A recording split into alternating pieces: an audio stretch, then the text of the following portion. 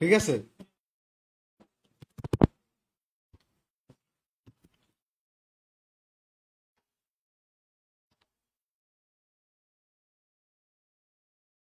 ওকে, এখন একটু বলেন। এখন সাউন্ড আছে তাই না? ঠিক আছে, আমরা শুরু করলাম। দেখেন, অনেকদিন পর ক্লাস, তো যেহেতু আন্তর্জাতিক ক্লাস, আপনারা কি এর আগে করছেন না? আমার ক্লাস কি করছেন? করছেন তো অনেকেই। ভাই করছেন? যাই হোক, ঠিক আছে, আমরা শুরু করি। দেখেন, আহ, খুব সম্ভবত ঈদের পরে অনেকগুলো সার্কুলার আসার কথা ছিল। ঈদ গেল কয় তারিখ? 31 তারিখ। আজকে 15 তারিখ, দ্যাট মিনস 15 দিন অলরেডি শেষ। এখন পর্যন্ত সেরকম সার্কুলার আমরা দেখি নাই। তো এই যে একটা আন্দোলন যেটা হইলো, জুলাই বিপ্লব যেটাকে আমরা বলি, বেসিক্যালি এটা স্টুডেন্টদের একটা আন্দোলন, এবং চাকরির জন্যই তো, চাকরিতে কোটা সংস্কার, এর জন্য আন্দোলনটা ছিল। আমার মনে হয় যে অন্তর্বর্তীকালীন সরকার আছে, এরা এটার উপর জোর দিবে। যদিও আমাদের প্রধান উপদেষ্টা যে প্রেস সচিব শফিকুল ইসলাম, উনি বলছে যে এত বেশি সার্কুলার আসবে, এত বেশি চাকরির পরীক্ষা হবে যে চাকরির পরীক্ষার বন্যা বয়ে যাবে। বুঝতে পারছেন? আমরা চাই সেই বন্যা শুরু হোক, যদিও এখন পর্যন্ত বন্যা শুরু হয় নাই। এখন বন্যাটা হোক, যত দ্রুত হবে অতই ভালো। এর মধ্যে অনেক কিছু ঘটলো, আমরা দেখলাম 47 যে বিসিএস, 47 বিসিএস এর সেটার যে ডেডলাইনটা ছিল, সেটা কবে ছিল বলেন তো? 47 বিসিএস এর যে তারিখটা ছিল 27শে জুন, তাই তো? 27 জুন ছিল না? এটা আবার চেঞ্জ করা হয়েছে, দেখছেন? এটা চেঞ্জ করে 8 আগস্ট দেওয়া হয়েছে। তো যাই হোক, অনেকগুলা সার্কুলার আসার কথা ছিল। প্রাইমারি নিবন্ধনের প্রাইমারি একটা বড় সড়ো সার্কুলার আসার কথা। এগুলা না আসলে স্টুডেন্টরাও পড়াশোনা করবে না, এটা স্বাভাবিক। সবারই এরকম থাকে যে সার্কুলার পাবে, তারপর হচ্ছে পড়াশোনা করবে, এরকম না? তো আসলে উচিত যেটা, সেটা হইলো আপনি আগ থেকে প্রিপারেশন নেবেন।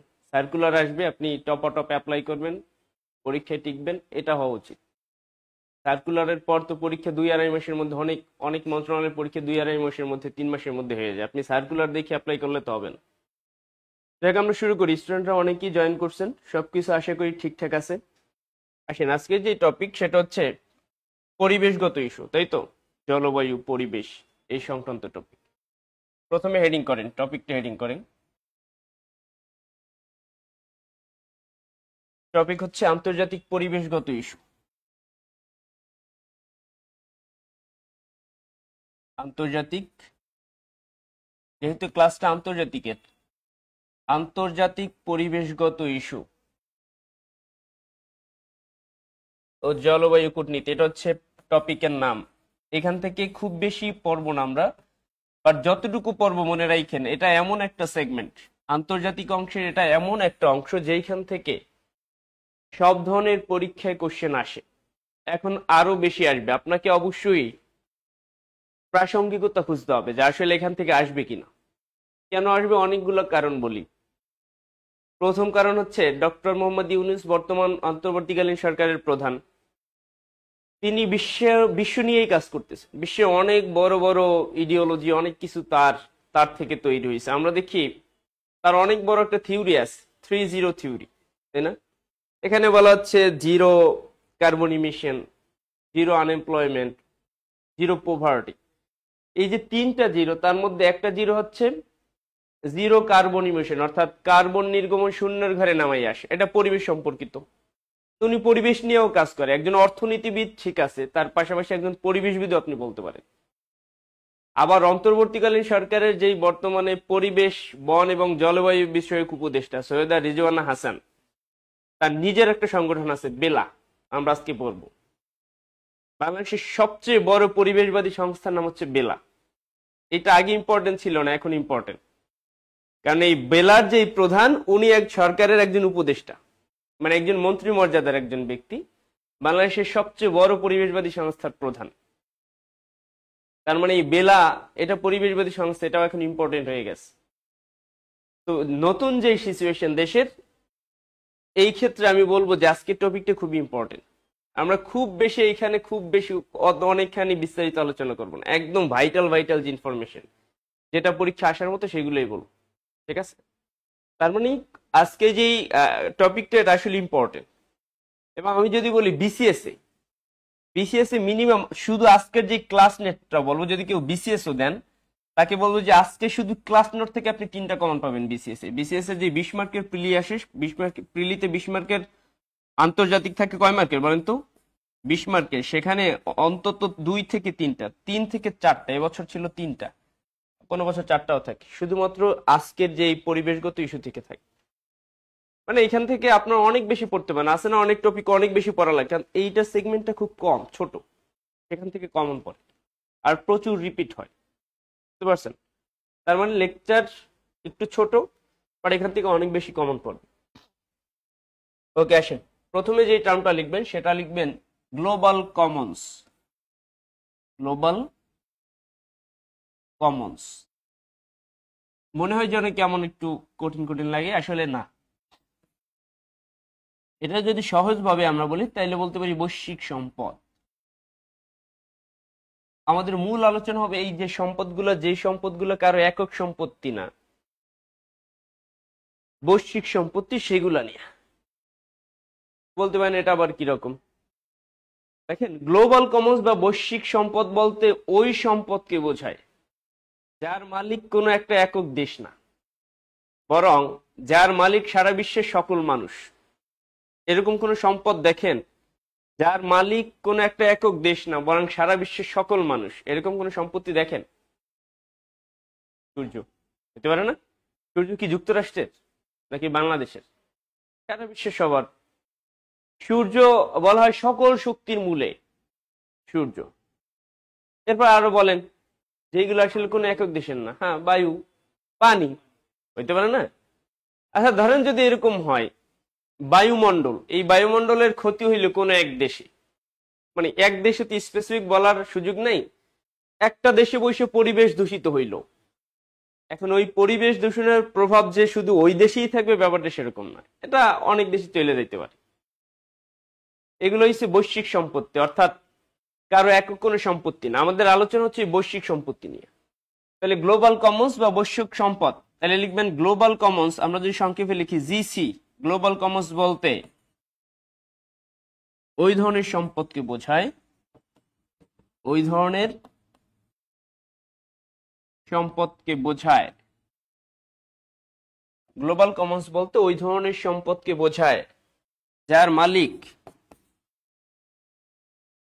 মালিক কোনো একক দেশ নয়, কোনো একক দেশ নয়, বরং সারা বিশ্বের সকল মানুষ, সারা বিশ্বের সকল দেশ বা মানুষ, সকল দেশ বা মানুষ ওই সম্পত্তির মালিক। বুঝছেন? একদম সিম্পল জিনিস, খুব কমপ্লিকেটেড বা খুব বেশি কঠিন, খুব বেশি জটিল কিছু এখানে নাই। সারা বিশ্বের সকল মানুষ বা সকল দেশ ওই সম্পত্তির মালিক। এ ধরনের যে সম্পদ আছে সেগুলোকে বলা হয় গ্লোবাল কমন্স বা বৈশ্বিক সম্পত্তি। যেমন হচ্ছে আপনি ধরেন বায়ুমণ্ডল, সারা বিশ্বের কোন একটা একক দেশের মানুষ এটার মালিক না, সারা বিশ্বের সকলে এটার মালিক, বায়ুমণ্ডল হইতে পারে। এরপর কি হইতে পারে? এই যে পরিবেশ, পুরো একটা পরিবেশকে আমরা বুঝি পরিবেশ, এটা হইতে পারে। এই সূর্য, চন্দ্র, এই টাইপের যা কিছু, এটা সিম্পল সেন্স এমনিতেই বোঝা যায়। যদি শব্দটা আছে গ্লোবাল কমন্স, তাইলে অনেক সময় আপনি এই শব্দটা নাও বুঝতে পারেন, এই জন্য মূলত এই শব্দটা ইম্পর্টেন্ট। এটা আপনি এমনিতেই বুঝবেন যে বৈশ্বিক সম্পত্তি কি, কিন্তু যখনই আসবে পরীক্ষায়, আসছে অলরেডি, নিচের কোনটি গ্লোবাল কমন্স এর অন্তর্ভুক্ত নয়? এখন গ্লোবাল কমন্স এর অন্তর্ভুক্ত নয় অপশনে ছিল, বুঝছেন, সমুদ্র, অ্যান্টার্কটিকা, বায়ুমণ্ডল, গ্রিনল্যান্ড। গ্লোবাল কমন্স এর অন্তর্ভুক্ত নয়, অপশন শুনেন, নিচের কোনটি গ্লোবাল কমন্স এর অন্তর্ভুক্ত নয়? অপশন কয় ছিল? বায়ুমণ্ডল, সূর্য, সমুদ্র, ঘয় হচ্ছে ধরেন গ্রিনল্যান্ড। উত্তর হবে কোনটা? গ্রিনল্যান্ড। কারণ কি? দেখেন, বায়ুমণ্ডল পৃথিবীর সবার জন্য সম্পত্তি, তার মানে এটা উত্তর হবে না। সূর্য সবার, সমুদ্র, এই সমুদ্র একটা গ্লোবাল কমন্স। ভাবতে পারেন যে বঙ্গোপসাগর মনে হয় শুধু বাংলাদেশের, না, মনে রাখেন সমুদ্র সবার সম্পত্তি। প্রত্যেকটা দেশ তার নিজের কুল থেকে 200 নটিক্যাল মাইল পর্যন্ত অর্থনৈতিক সমুদ্র সীমা। এই 200 নটিক্যাল মাইলের পর থেকে সারা বিশ্বের সবাই ওই সাগর ইউজ করতে পারে, বুঝতে পারছেন? তাহলে গ্রিনল্যান্ড, গ্রিনল্যান্ড কোনো বৈশ্বিক সম্পত্তি না, বরং এটার মালিক হচ্ছে কে বলেন তো? কে? তাহলে এটা গ্লোবাল কমন্সের অন্তর্ভুক্ত না। এখন আপনি যদি বুঝেন, যদি শব্দটা হয়তো বৈশ্বিক সম্পত্তি নয় নিচের কোনটি, তাহলে তো আপনি এমনিতেই পারতেন, কিন্তু টার্মটা হচ্ছে গ্লোবাল কমন্স। ঠিক আছে, ওকে, আমাদের আলোচনা হবে এই গ্লোবাল কমন্স নিয়ে। আমরা যাই আলোচনা করবো সবগুলো এই গ্লোবাল কমন্সের অন্তর্ভুক্ত থাকবে। ওকে, আসেন তাহলে প্রথমে লিখবেন আমাদের মূল আলোচনা যেটা, সেটা হচ্ছে গ্রিন হাউস নিয়ে। কি নিয়ে? Green house. যদি হেডিং করেন, এরপর বোঝার চেষ্টা করেন। ছোটবেলা থেকে গ্রিন হাউস আমরা পড়ছি, কিন্তু গ্রিন হাউস নিয়ে আমাদের কমপ্লিট একটা আইডিয়া, কমপ্লিট একটা কনসেপ্ট সেটা নাই। গ্রিন হাউসটা আসলে কি, মানে গ্রিন হাউসটা কি?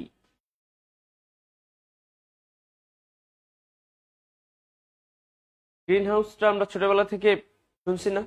তাহলে গ্রিন হাউসটা কি? কাছের তৈরি একটা ঘর। কাছের তৈরি ঘর না গ্রিন হাউস? বলেন, আপনি বলেন, কাছের তৈরি ঘর না?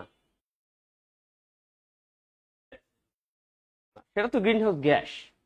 গ্রিন হাউসটা কি? কাছের তৈরি ঘরই তো, এই বিষয়ে সন্দেহ আছে? ধরেন একটা কাচের তৈরি ঘর, এই গ্রিন হাউস, তাহলে এটা তৈরি হয়েছে কি দিয়া? কাঁচ দিয়া। আচ্ছা, এই যে অনলাইনে মিথিলা ফারজানা লিখছেন, হ্যাঁ, কাচের তৈরি ঘর, তাহলে তৈরি হয়েছে কাঁচ দিয়া। তাইলে কাঁচ মানে কি? গ্লাস। তাহলে এটার নাম হওয়া উচিত ছিল গ্লাস হাউস। এটার নাম কেন গ্রিন হাউস? শাকসবজি শুধু? আচ্ছা, এটার নাম গ্রিন কেন, সবুজ কেন? সবুজ ঘর, তাই না?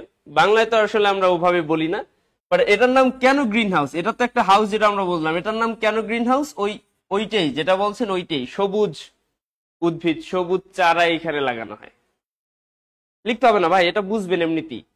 তাহলে গ্রিন হাউসের নাম গ্রিন হাউস কারণ হয়েছে এটার মধ্যে যেইগুলো উৎপাদন করা হয় সেইগুলো গ্রিন, সবুজ শাকসবজি উৎপাদন করা হয়, এই জন্য এটার নাম গ্রিন হাউস। কিন্তু এটা তৈরি কি দিয়ে বলেন তো?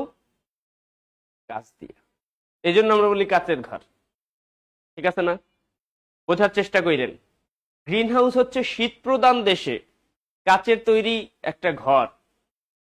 শীত প্রধান দেশে আমরা দেখি এত বেশি বরফ থাকে যে কোনো জায়গায় আসলে গাছপালা লাগানো সম্ভব না, চারা লাগানো সম্ভব না। এই জন্য বরফ সরাই ওইখানে কাচের কি বানানো হয়? ঘর বানানো হয়। এবং ওই সব দেশে আমাদের এই সূর্যের আলো আসলে ওভাবে পড়ে না, শীত থাকে সারা বছর, তাই না? এরকম শীত প্রধান দেশ আছে। এখন এই যে কাচের তৈরি একটা ঘর বানাইলো, বলেন তো এক একটা গাছের জন্য কি এক একটা ঘর বানাই? এটা সম্ভব যে ছোট একটা লাল শাক লাগাইবে, ধরেন পুঁই শাক লাগাইলো, তার জন্য কি একটা কাছের ঘর লাগাইবে? এরকম না। বিশাল এই রুমের মতো, ধরেন এই ফ্লোরের মতো একটা ঘর বানাইলো, এখানে শত শত চারা লাগাইলো, ব্যাপারটা এরকম না? শত শত শাকসবজি লাগাইলো, তাহলে বিশাল একটা কাচের ঘর যেখানে শত শত চারা লাগানো হয়, কাচের ঘর। আর লাগানো হয় যেগুলো, সেগুলো হচ্ছে সবুজ শাকসবজি, সবুজ জিনিস। এখন খেয়াল করেন তো, সূর্যের আলো পৃথিবীতে আসে না? আচ্ছা, এই যে জানালা আছে, কাঁচ আছে, এই কাঁচ ভেদ করে কি সূর্যের আলো ভিতরে আসতে পারবে না?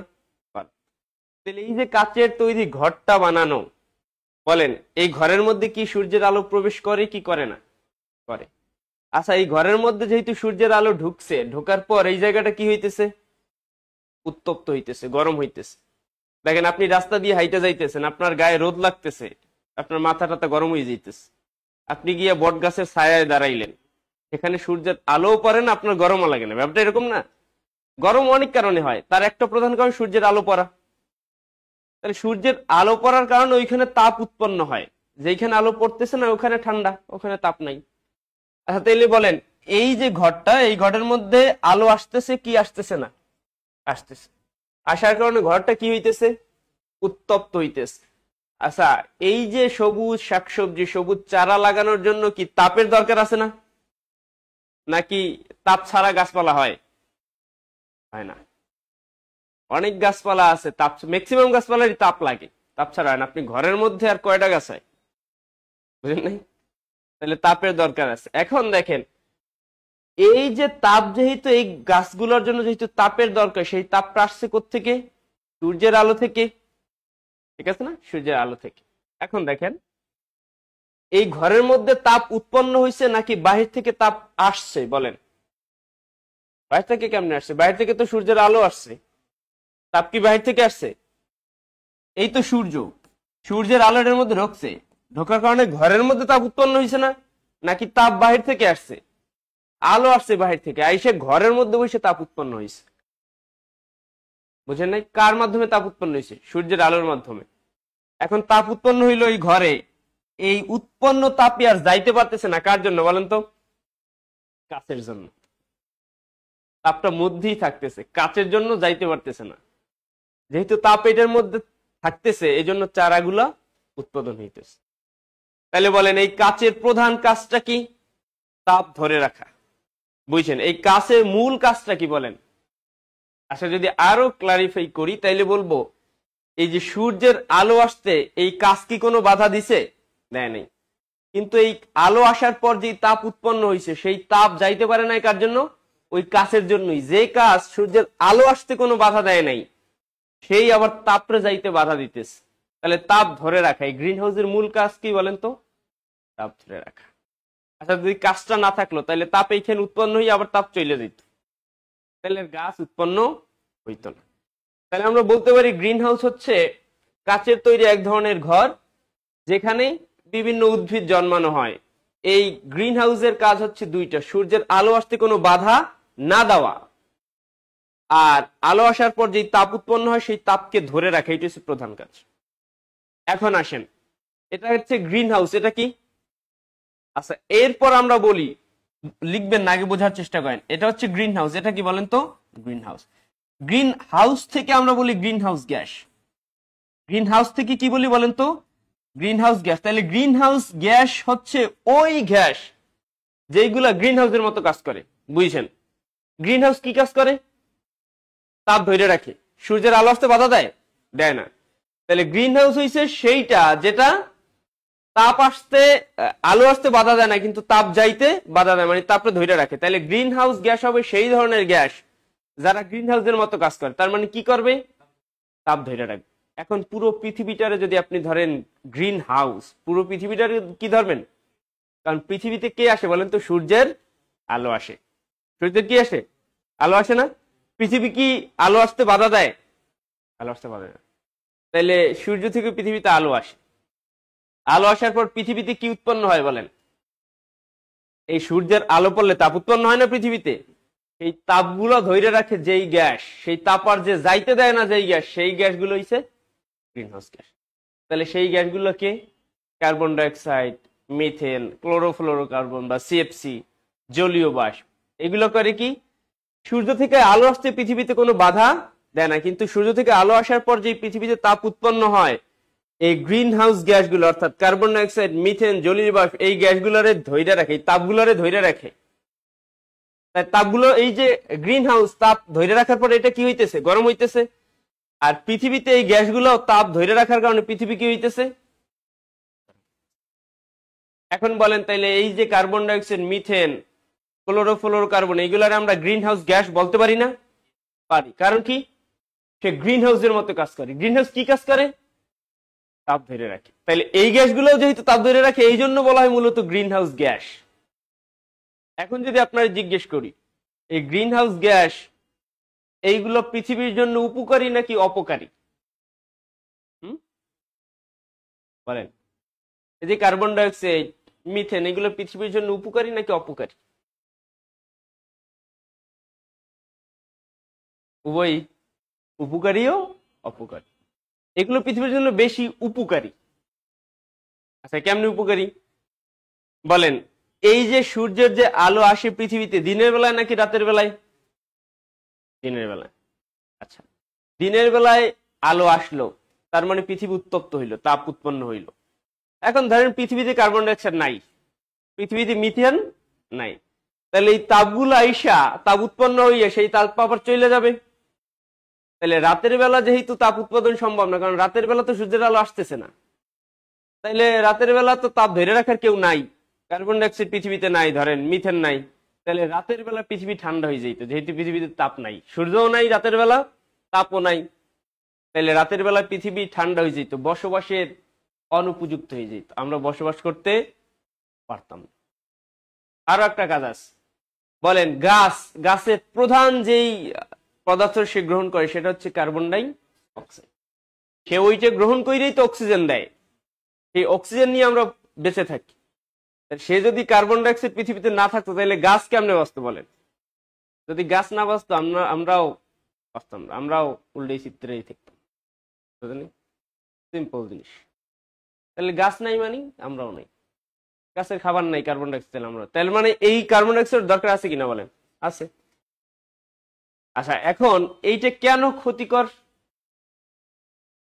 এইটার পরিমাণ বাড়তেছে, কার্বন ডাইঅক্সাইড মিথেনের পরিমাণ কি হয়েছে বলেন তো? বাড়তেছে।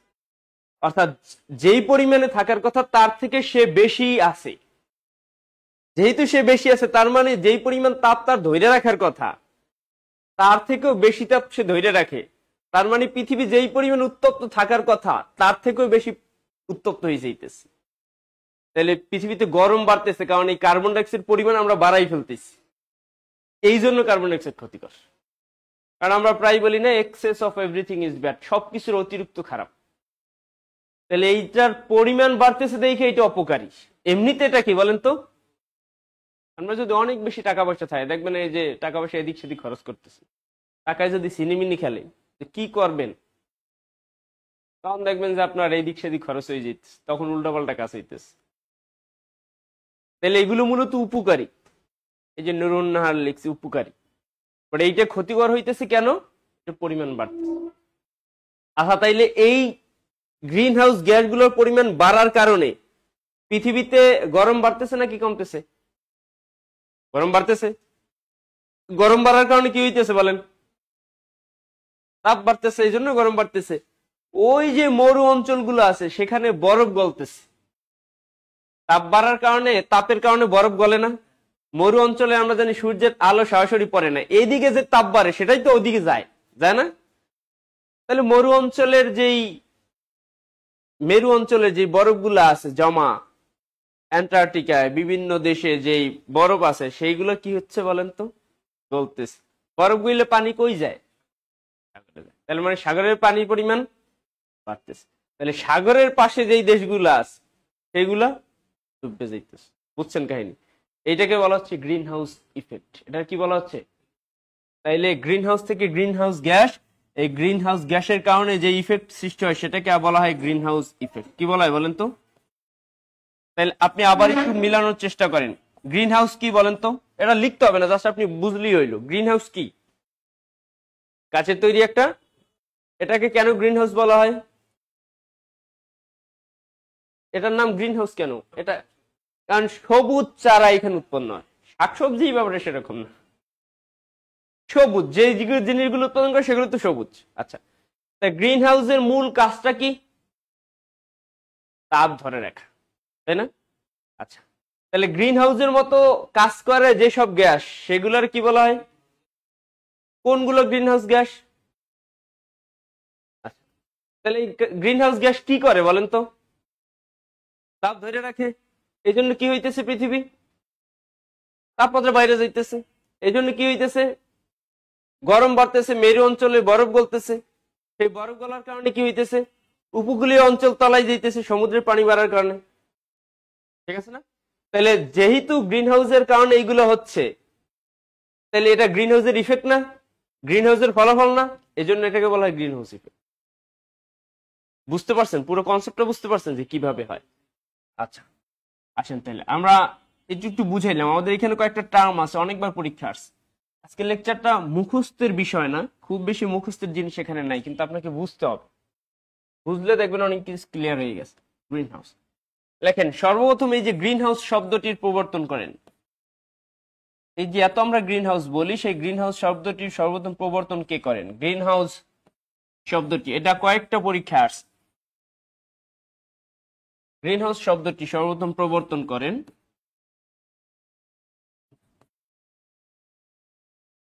এটা অনেকগুলো পরীক্ষা আসছে, কিন্তু গ্রিন হাউস শব্দটি সর্বপ্রথম প্রবর্তন করেন সুইডেনের রসায়নবিদ,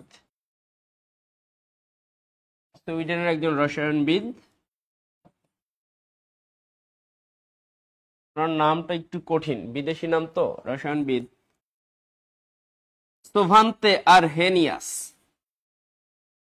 সোভান্তে আরহেনিয়াস 1896 সালে।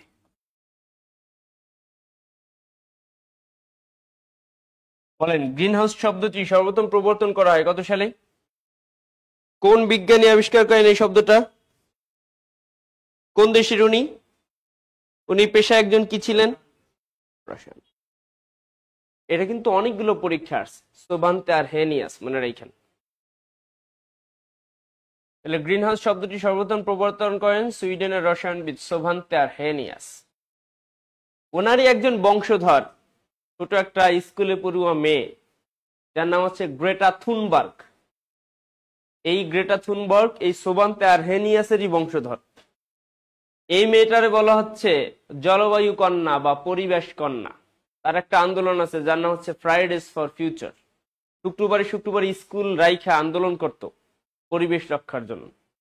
সম্প্রতি এই মেয়েটারে পুলিশ গ্রেপ্তার করে, এই যে পরিবেশ নিয়ে আন্দোলন করার কারণে একটা অকারেন্স হয়, তখন তারা গ্রেপ্তার করে। ছোট কম বয়সী একটা মেয়ে। তাহলে একসাথে আমরা সেটাও লিখবো। লেখেন গ্রেটা থুনবার্গ, উনিও সুইডেনের, এই মেয়েটাও সুইডেনের। গ্রেটা থুনবার্গ অলরেডি কয়েকটা বিসিএস আসছে এটা নিয়ে। গ্রেটা থুনবার্গ সুইডেনের পরিবেশ আন্দোলন কর্মী,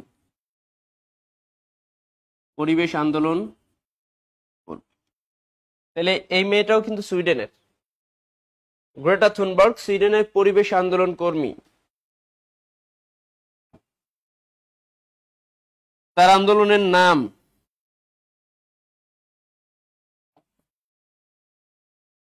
Fridays for future, Fridays for future. আচ্ছা দেখেন লাস্ট বিসিএস আছে ফ্রাইডেজ ফর ফিউচার কোন ধরনের আন্দোলন? স্বেচ্ছাসেবী আন্দোলন, নাকি মানবাধিকার আন্দোলন, নাকি বর্ণবাদ বিরোধী আন্দোলন, নাকি পরিবেশবাদী আন্দোলন? বোঝা যাচ্ছে না? এটা পরিবেশবাদী আন্দোলন। তাহলে এই আন্দোলনের প্রবক্তা কে বলেন? Greta Thunberg. কোন দেশের উনি? সুইডেনের। তাকে পরিবেশ কন্যা বা জলবায়ু কন্যা বলা হয়। তাকে পরিবেশ কন্যা বা জলবায়ু কন্যা বলা হয়।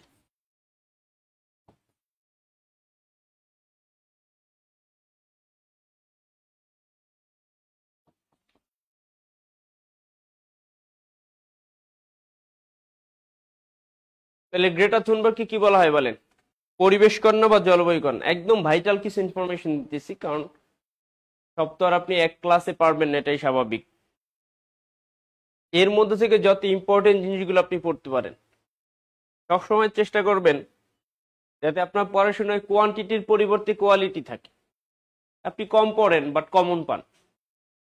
আর আপনি যদি সব পইরে উল্টেই ফেলেন, যদি আপনি মনে করেন যে আপনি সব পইরে উল্টেই ফেলবেন, তাহলে দেখবেন যে নিজেই উল্টেই চিত্রাই রয়েছে, একটা উল্টেই বাটকেই রয়েছেন, আবার কিছু পারতেছেন। কি পড়বেন এটা যতটা না ইম্পর্টেন্ট, তার থেকে বেশি ইম্পর্টেন্ট কি বাদ দিবেন। আন্তর্জাতিক ছোটখাটো বিষয় মনে হয়, পুরো বিশ্ব নিয়ে আলোচনা, তাহলে এখান থেকে আপনার স্পেসিফিক হইতে হবে, কোন জিনিসগুলো ইম্পর্টেন্ট সেগুলো দেখতে হবে। এই জন্য যে ইনফরমেশন গুলো আসার মতো সেই ইনফরমেশন গুলোর উপর ফোকাস করবেন। তাহলে গ্রিন হাউস শব্দটা প্রবর্তন করা হয়েছে কত সালে? 1896 সালে। প্রবর্তনকারী ব্যক্তি কোন দেশের নাগরিক? সুইডেন। গ্রেটা থুনবার্গ কোন দেশের নাগরিক? ফ্রাইডেজ ফর ফিউচার কোন ধরনের আন্দোলন? ফ্রাইডেজ ফর ফিউচার আন্দোলনের প্রবক্তা কে? ওকে, আসেন লেখেন কয়েকটি গ্রিন হাউস গ্যাসের নাম। এভাবে অনেক পরীক্ষা আসছে নিচের কোনটি গ্রিন হাউস গ্যাস, আবার আসছে নিচের কোনটি গ্রিন হাউস গ্যাস নয়, আসছে না বলেন? আমরা পরিচিত কয়েকটি গ্যাস লিখি, কয়েকটি গ্রিন হাউস গ্যাস।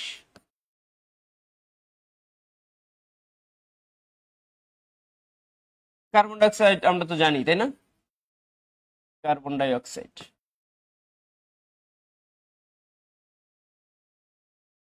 মিথেন, জলীয় বাষ্প,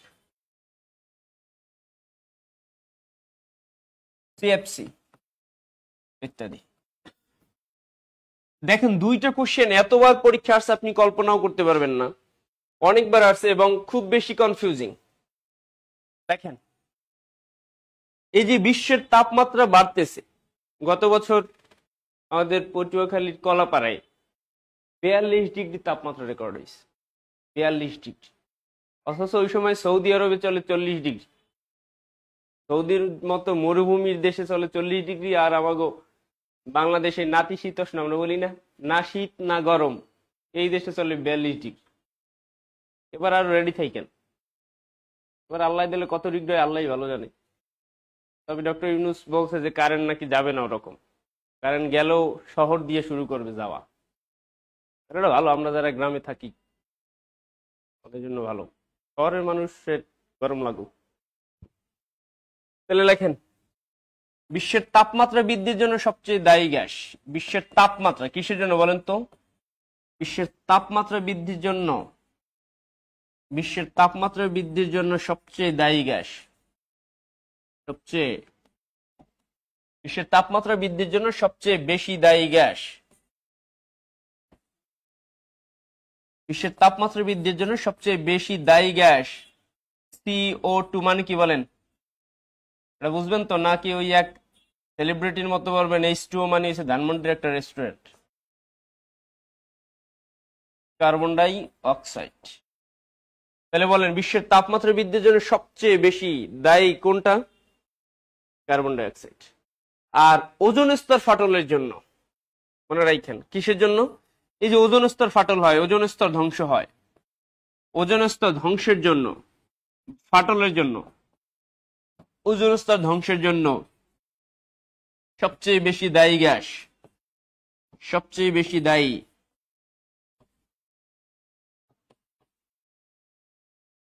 সবচেয়ে বেশি দায়ী গ্যাস কে বলেন তো? সিএফসি।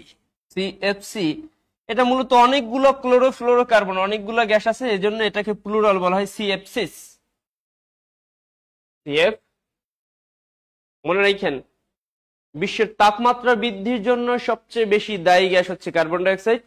আর ওজোন স্তর যেটা আছে, এই ওজোন স্তর ফাটল হয়, ওজোন স্তর ধ্বংস হয় সবচেয়ে বেশি কোন গ্যাসের জন্য? সিএফসি, ক্লোরোফ্লোরোকার্বনস। ঠিক আছে না? এই দুইটা কিন্তু মারাত্মক কনফিউশনের সৃষ্টি করে। একটা হচ্ছে বিশ্বের তাপমাত্রা বৃদ্ধি, আর একটা কি বলেন? ওজোন স্তর ধ্বংস। এই দুইটা ভালোভাবে মনে রাখেন, একটা কার্বন ডাই অক্সাইড আর একটা হচ্ছে সিএফসি।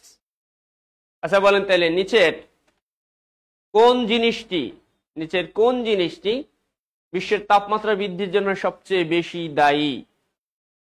আর অপশন বলি না, আগে শোনেন। অপশন হচ্ছে কার্বন ডাই অক্সাইড, অপশন 2 হয়েছে মানুষ, অপশন 3 হয়েছে কলকারখানা, অপশন 4 হয়েছে সিএফসি। বলেন বিশ্বের তাপমাত্রা বৃদ্ধির জন্য সবচেয়ে দায়ী জিনিসটি কে? অপশনে কিন্তু মানুষও বলছি, উত্তর কি হবে বলেন তো? মানুষ। বলেন এই কার্বন ডাই অক্সাইড বাড়ায় কারা? মানুষ বাড়ায় না। আল্লাহ তো কার্বন ডাই অক্সাইড নির্দিষ্ট পরিমাণ দিয়েই দিস, বাড়াইতেছি তো আমরা, বুঝেন নাই? গাছপালা সব কাইটে ফেলতেছি, কলকারখানা, এই যে জীবাশ্ম জ্বালানি, তাই কার্বন ডাই অক্সাইড বাড়াইতেছে কে? মানুষ বাড়াইতেছে না? তাহলে যদি পরীক্ষা এরকম আসতো যে বিশ্বের তাপমাত্রা বৃদ্ধির জন্য সবচেয়ে বেশি দায়ী গ্যাস কোনটি, তাইলে কার্বন ডাই অক্সাইড।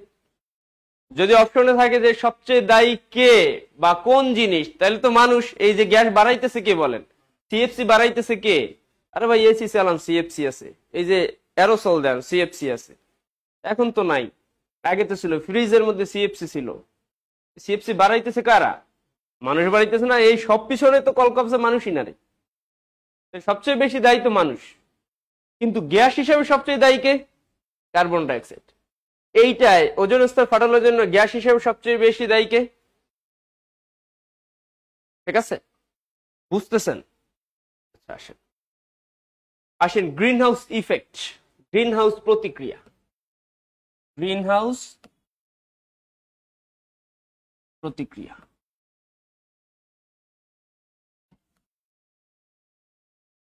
একসাথে লিখবেন। জলবায়ু পরিবর্তনের প্রভাব। জলবায়ু পরিবর্তনের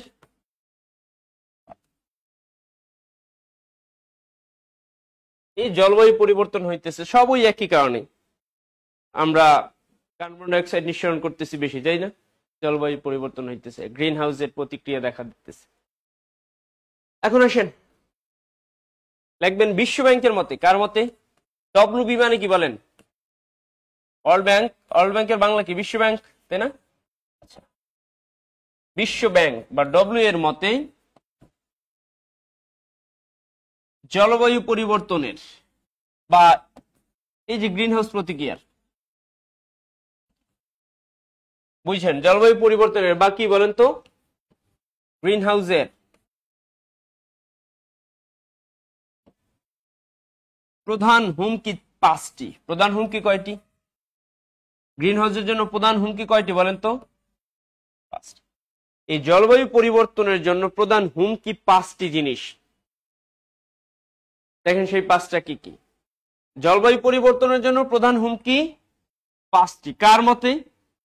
বিশ্ব ব্যাংকের মতে। দেখেন এই হুমকিগুলো কি? 1 নম্বর হুমকি হচ্ছে বন্যা। 1 নম্বর হুমকি কি বলেন তো? বন্যা। এরপর হচ্ছে ঝড়,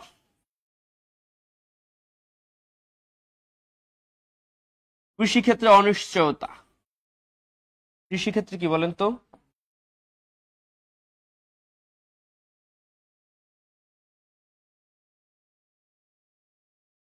বন্যা, ঝড়, কৃষিক্ষেত্রে অনিশ্চয়তা,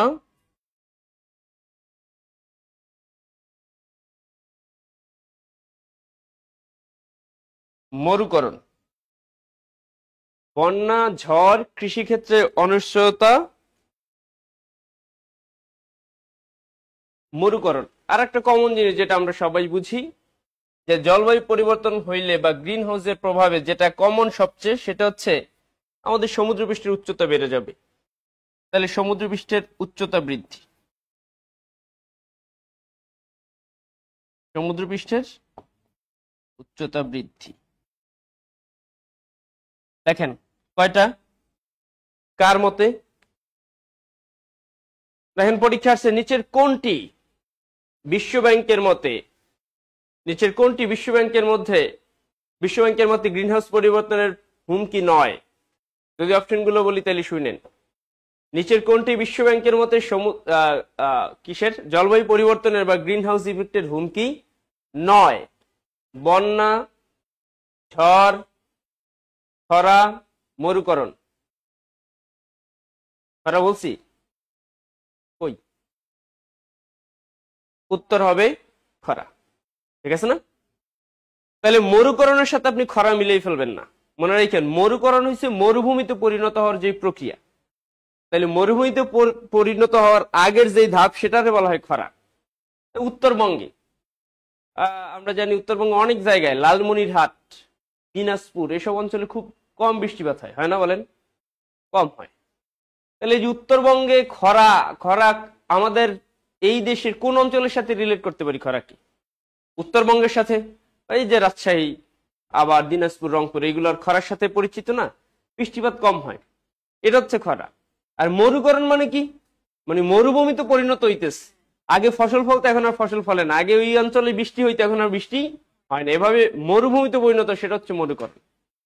তাহলে খরার কথা কিন্তু বিশ্বব্যাংক বলে নাই, বলছে কার কথা? এখন আসেন এই যে 5টা জিনিস, সেই 5টা জিনিস আমরা একটু অ্যানালাইসিস করি যে আসলে ঠিক আছে কিনা। এখানে বিশ্বব্যাংকের মতে যে 5টা হুমকি, এর মধ্যে সবচেয়ে বড় যে হুমকি সেটা হচ্ছে বন্যা। সেটা কি বলেন তো? এবং বিশ্বব্যাংক বইলা দিচ্ছে অলরেডি, এই বন্যা নামক যে হুমকিটা আছে, এই হুমকিতে প্রথম কে জানেন? বন্যা নামক যে হুমকিটা আছে, এই হুমকিতে সবচেয়ে বেশি হুমকিতে আছে বাংলাদেশ। বন্যায় তাহলে এই বন্যা নামক যে হুমকি, সেই হুমকি এই বন্যায়, লেখেন এই বন্যায় বিশ্বে বাংলাদেশ প্রথম।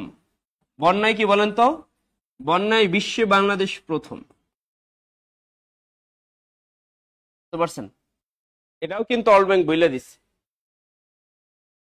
বন্যায় বিশ্বে বাংলাদেশ প্রথম। আচ্ছা, এখন বিশ্বব্যাংক বলছে বন্যা হবে কিসের জন্য? জলবায়ু পরিবর্তন, গ্রিন হাউস ইফেক্ট, তাই তো? দেখেন সরকার পতন হয়েছে 5ই আগস্ট। আগস্টের 20 তারিখের পরে আমরা দেখলাম নোয়াখালী ফেনী অঞ্চলে অনেক বড় একটা বন্যা হয়েছে, মনে আছে আপনাদের? বিশাল বন্যা। এই বন্যা যে হয়েছে কিসের কারণে হয়েছিল? ভারত বাঁধ খুলে দিয়েছে, এইটা তো সবার উত্তর। তা ভারত যে বাঁধ খুইলে কি ফাটাইছে আমাদের কাছে? পানি। পানি না? ওরা পানি কই পাইছে? ওদের দিকে হয়েছে, আমাদের দিকে হয় নাই। ভারত যদি বাঁধ নাও খুলতো, মনে রাখেন, বলা হয় এই যে কুমিল্লা নোয়াখালী ফেনী অঞ্চলে ওই আগস্ট মাসে এত বেশি বৃষ্টিপাত হয়েছে যেটা স্বাধীনতার পর আর কোনোদিনও হয়নি। বুঝতে পারছেন? মানে বলা হচ্ছে বিগত 53 বছরে ওই অঞ্চলে সবচেয়ে বেশি বৃষ্টিটা ওই সময় হয়েছে। অত বৃষ্টিপাত স্বাধীনের পরে আর হয় না, এত বৃষ্টি হয়েছে। হুট করে এত বৃষ্টিপাত হয়েছে। এখন ওই যে বৃষ্টিপাত হইল, এই জন্যই ওই অঞ্চল মোটামুটি তলাই গেছে। মানে এরপর তো ভারতেও আবার ওইরকম বৃষ্টি হয়েছে। ভারতে বৃষ্টিপাত হওয়ার কারণে ভারত দেশে বাদ সাইডে, কারণ নিজেরা ডোবে, চিন্তা তাহলে পানি আমাদের দেশে পাঠাই দিই। ভারত বাদ সাইডে দেশে সব পানি আমাদের দেশে আসছে, এই জন্য বন্যাটা আরো প্রলয়ঙ্কারী হয়েছে। কিন্তু ভারত তাহলে পানি পাইলো কই বলেন? সাগর দিয়ে আইন পাইপ দিয়ে উঠাইয়ে এরপর ওই বাঁধের মধ্যে আইনে সাইডে দিচ্ছে আমাদের দেশ না? তাহলে ওদের দেশেও প্রচুর বৃষ্টিপাত হয়েছে। তাহলে এত বৃষ্টি, এটা আমরা বলি অতিবৃষ্টি। বলেন অনাবৃষ্টি মানে কি? বৃষ্টির অভাব। আবার অতিবৃষ্টি মানে কি? অতিরিক্ত বৃষ্টি। আচ্ছা, ফসলের জন্য অতিরিক্ত বৃষ্টি খারাপ, আবার অনাবৃষ্টিও তো খারাপ। তাহলে এত বেশি বৃষ্টিপাত হয়েছে, অবস্থা এমনিতেই খারাপ হয়ে গেছে। যদি ভারত বাঁধ নাও ছাড়তে তাও ওই অঞ্চলে বন্যা হইতো, কিন্তু এত প্রলয়ঙ্কারী হইতো না। বুঝতে পারছেন? তাহলে এই যে বন্যা, দেখুন কয়দিন পর পর এই যে উত্তর অঞ্চলে বেশি বন্যা হয়, সিলেট, এই যে রাজশাহী, এই সব অঞ্চলে। সিলেটে তো আমরা প্রত্যেক বছর দেখি সিলেট তলাই যায়, সুনামগঞ্জ, সিলেট, এই কুমিল্লা নোয়াখালী, এইসব অঞ্চল, তাই না? তাহলে তো বন্যা, তাহলে বন্যায় বিশ্বে বাংলাদেশ প্রথম, এই একটা আমরা প্রমাণ পাইলাম। আচ্ছা আসেন ঝড়। ঝড় আবার উত্তর অঞ্চলে হয় না। আজকে সকালে আমি বরিশাল কালবৈশাখী ঝড় দেখে আসছি।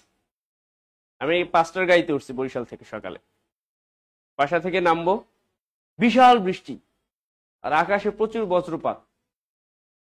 এই বৈশাখ শুরু হয়েছে আর ঝড়ে শুরু হয়ে গেছে। এই ঝড় আবার উত্তর অঞ্চলে নাই। এই ঝড়গুলো আছে কোথায়? এই ঝড়গুলো আছে, এই যে ঝড়গুলো, কালবৈশাখী ঝড় সব জায়গায় আছে, কিন্তু ঘূর্ণিঝড় যেটা সমুদ্র থেকে সৃষ্টি হয়, এই ঝড়গুলো আছে উপকূলীয় অঞ্চলে। বাংলাদেশের উপকূলীয় যে 19টা জেলা আছে, 2007 সালে এই যে সিডর হইলো, সিডর 2007 সালের 15ই নভেম্বর, মনে আছে? আমরা সবাই সাইক্লোন সেন্টারে গেছি আশ্রয় নিতে। আমি সে সময় ক্লাস 2-তে পড়ি। বুঝতে পারছেন? মনে আছে। আবার দেখেন এই যে আমফান হইল না, এবার রেমাল হইলো, রেমাল, এই যে সরকার পতনের 2 মাস আগে রেমাল হইলো। এই যে ঘূর্ণিঝড় গুলো হয় কোথায়? উপকূলীয় অঞ্চলে বেশি হয়। এই পটুয়াখালী, বরিশাল, কুমিল্লা, নোয়াখালী, উপকূলীয় অঞ্চল। ঢাকায় তো ঘূর্ণিঝড় হয় না। ঢাকায় ঘূর্ণিঝড় হয়? ঢাকায় টুকটাক ঝড় হয়, কিন্তু ওই বড় বড় ঘূর্ণিঝড় তো এইদিকে লাগে না, কম লাগে। বুঝতে পারছেন? তাহলে এই ঝড়, তাহলে ঝড় গেল। কৃষি ক্ষেত্রে অনিশ্চয়তা, এটা কিভাবে কিভাবে জলবায়ু পরিবর্তনের কারণে কৃষি ক্ষেত্রে অনিশ্চয়তা দেখা দিচ্ছে? আপনি দেখবেন আগের যেই ফসলি জমি যেগুলো আগে চাষাবাদ হইতো, সেগুলো চাষাবাদ হয় না। যেমন আমার বাড়ি হচ্ছে কুয়াকাটায়। কুয়াকাটায় আমি ছোটবেলায় দেখছি প্রচুর জমি আছে চাষাবাদের জন্য। কুয়াকাটা যেহেতু পর্যটন স্পট, ওইখানে এখন কি হইতেছে? মানুষ হোটেল বানাইতেছে, রিসোর্ট বানাইতেছে। তাহলে যেই জায়গাগুলোয় আগে চাষাবাদ হইতো, সেই জায়গাগুলো এখন হোটেল, রিসোর্ট। তাহলে ওইদিকে এখন হয় না, ফসল ওইরকম মানুষ উৎপাদন করেন। মানুষ সবাই এই যে হোটেল ব্যবসার সাথে জড়িত। হ্যাঁ, তাহলে কৃষি ক্ষেত্রে অনিশ্চিত এভাবে হইতেছে। আপনি দেখবেন ঢাকায় যেসব অঞ্চলে আগে ধান হইতো, সেই সব অঞ্চলে মানুষ এখন আবাসিক বাড়ি বানাইয়া ভাড়া দিতেছে। তাহলে সারা বিশ্বে এরকম হইতেছে, শিল্পায়নে এরকম হইতেছে। কৃষিক্ষেত্রে মানুষ কম ঝুঁকতেছে, তার মানে কৃষিক্ষেত্রে অনিশ্চয়তা দেখা দিতেছে। তো বলতে পারেন এরা তো মানুষ কুয়াকাটায় হোটেল বানাইতেছে, তো এনে পর্যটক যায় এই জন্য, তো এটার সাথে আবার জড়িত কেমনে, জলবায়ু পরিবর্তন কেমনে জড়িত? আরে ভাই, জলবায়ু পরিবর্তন বিভিন্ন ভাবে আপনি রিলেট করতে পারেন। এই যে জলবায়ু পরিবর্তন, আমাদের দেশে আবহাওয়া এমন, জলবায়ু এমন, প্রোডাকশনের জন্য সেফ, মানে উৎপাদনের জন্য, সন্তান উৎপাদনের জন্য আমাদের জলবায়ু সেফ। এ কারণে হইতেছে, অনেকভাবে রিলেট করতে পারেন আপনি। মরুকরণ, এর আগেই বলছি যে মরুভূমিতে পরিণত, বিভিন্ন জায়গা মরুভূমিতে পরিণত হইতেছে। উত্তরবঙ্গের বিভিন্ন জায়গা আগে বৃষ্টিপাত হইতে, এখন হয় না, এরকম বহুত জায়গা আছে। এরপর সমুদ্র পৃষ্ঠের উচ্চতা বৃদ্ধি, এটা হইতেছে জলবায়ু পরিবর্তনের কারণে, বা এই যে আপনার গ্রিন হাউস প্রতিক্রিয়ার কারণে। তার মানে বুঝতে পারছেন, গ্রিন হাউস ইফেক্ট বা জলবায়ু পরিবর্তনের প্রধান হুমকি কয়টা? 5টা। কার মতে? বিশ্ব ব্যাংকের মতে। পারবেন না? ওকে, আসেন। দেখেন, আমাদের অনেক কিছু আলোচনার আসে, বাট যেগুলো পরীক্ষা আসার মতো সেইগুলো পড়ানোর চেষ্টা করবো আমরা, ঠিক আছে?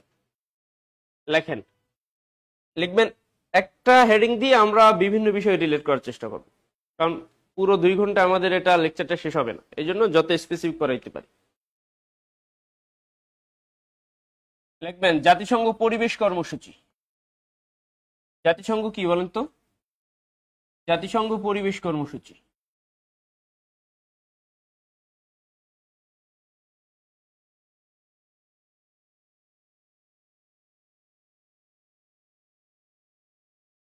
উনিশশো বাহাত্তর সালে 1972 সালে সুইডেনের রাজধানীর নাম কি বলেন? সুইডেনের রাজধানীর নাম কি বলেন? অনলাইনে যারা আছেন, সুইডেনের রাজধানীর নাম কি?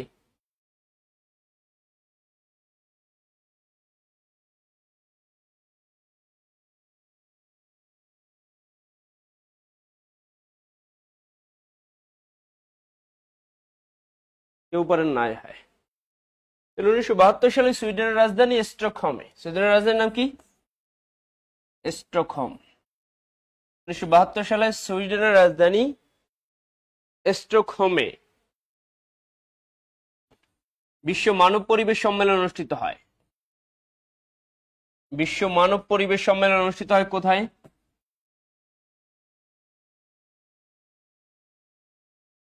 অনুষ্ঠিত হয়। আচ্ছা, মনে রাখেন, 1972 সালে সুইডেনের রাজধানী স্টকহোমে বিশ্ব মানব পরিবেশ সম্মেলন অনুষ্ঠিত হয়। এই সম্মেলনে, কোন সম্মেলনে বলেন তো?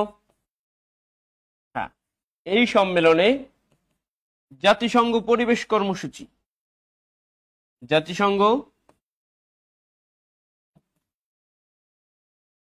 পরিবেশ কর্মসূচি, যেটাকে আমরা কি বলি, বা ইউনেপ বা ইউএনইপি বলি না? ইউএনইপি, যার ফুল মিনিং কি বলেন তো? ইউনাইটেড নেশনস, মানে ইউনাইটেড নেশনস, এটা ফুল মিনিং কি? United Nations Environment Programme. Environment Programme গঠিত হয়। ইউনেপ বা UNEP, United Nations Environment Programme গঠিত হয়। এটি সদর দপ্তর, নাইরোবি, কেনিয়া। কোন দেশে বলেন তো? কেনিয়ার রাজধানী নাইরোবিতে। তাহলে অনুষ্ঠিত হয় মানব পরিবেশ সম্মেলনে। সেই মানব পরিবেশ সম্মেলন অনুষ্ঠিত হয় আবার সুইডেনের স্টকহোমে। আবার এটার সদর দপ্তর হচ্ছে কেনিয়ার রাজধানী। বলেন জাতিসংঘ পরিবেশ কর্মসূচি গঠিত হয় কোন সম্মেলনের মাধ্যমে? না, গঠিত হয় বিশ্ব মানব পরিবেশ সম্মেলনের মাধ্যমে। বুঝতেছেন ভাই? বলেন এই জাতিসংঘ পরিবেশ কর্মসূচি গঠিত হয় কোন সম্মেলনের মাধ্যমে? বলেন বিশ্ব মানব পরিবেশ সম্মেলন অনুষ্ঠিত হয় কোথায়? সুইডেনের রাজধানী স্টকহোমে। বলেন বিশ্ব মানব পরিবেশ সম্মেলন অনুষ্ঠিত হয় কত সালে? বলেন জাতিসংঘ পরিবেশ কর্মসূচি গঠিত হয় কত সালে? 1972 সালে। 1972 সালে এই সম্মেলনী আমরা লিখছি না, তার মানে 1972 সালেই এটা প্রতিষ্ঠিত হয়। যার সদর দপ্তর কোথায়? নাইরোবি। নাইরোবি কোন দেশের রাজধানী? কেনিয়া। বলেন ইউএনইপি এর পূর্ণরূপ কি? কয়েকবার আসছে পরীক্ষায়, ইউনাইটেড নেশনস এনভায়রনমেন্ট প্রোগ্রাম। মনে রাখেন এনভায়রনমেন্টাল না, কিন্তু এনভায়রনমেন্ট প্রোগ্রাম, জাতিসংঘ পরিবেশ কর্মসূচি, যার নাম হচ্ছে ইউএনইপি বা ইউনাইটেড নেশন। ইউএন মানে তো ইউনাইটেড নেশন, এটা তো আমরা জানি। ইউএন যেইখানে থাকুক, ইউএন মানে কি? United Nations. ইউএন যেইখানে থাকুক, ইউএন মানে হচ্ছে United Nations, United Nation Environment Programme, যার সদর দপ্তর হচ্ছে কেনিয়ার রাজধানী নাইরোবিতে। দেখেন এই জাতিসংঘ পরিবেশ কর্মসূচি দুইটা জিনিস চালু করছে, অনেকগুলো জিনিস, যার মধ্যে দুইটা উল্লেখযোগ্য। একটার নাম হচ্ছে champion of the earth. Champion of the earth English শব্দ, তাই না? Champion of the earth.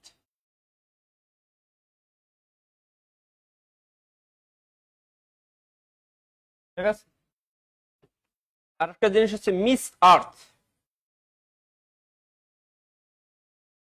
Miss earth,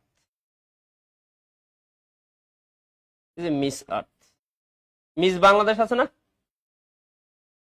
miss Bangladesh আছে কিনা বলেন? মিস ইউনিভার্স আছে না? মিস ওয়ার্ল্ড আছে না? এরকম মিস আর্থ আর একটা জিনিস। চ্যাম্পিয়ন অব দ্য আর্থ মনে রাখেন, চ্যাম্পিয়ন অব দ্য আর্থ হচ্ছে সেই সম্মাননা যেটা দেয়া হয় পরিবেশ বিষয়ে অবদান রাখার জন্য। এই সম্মাননা দেয় কি? এই জাতিসংঘের পরিবেশ কর্মসূচি বা ইউএনইপি। তাহলে লিখবেন চ্যাম্পিয়ন অব দ্য আর্থ, এটি ইউএনইপি কর্তৃক প্রদত্ত। ইউএনইপি কর্তৃক প্রদত্ত পরিবেশ বিষয়ে অবদান রাখার জন্য। কোন বিষয়ে বলেন তো?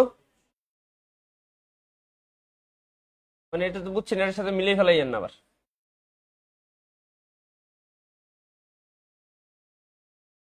এটি ইউএনইপি কর্তৃক প্রদত্ত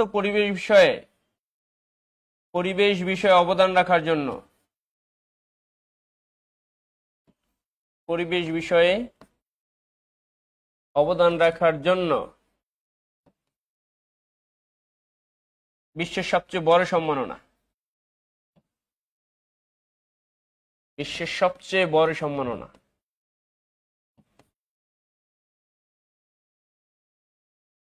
বলেন চ্যাম্পিয়ন অব দ্য আর্থ, পরিবেশ বিষয়ে অবদান রাখার জন্য বিশ্বের সবচেয়ে বড় সম্মাননার নাম কি? Champion of the earth.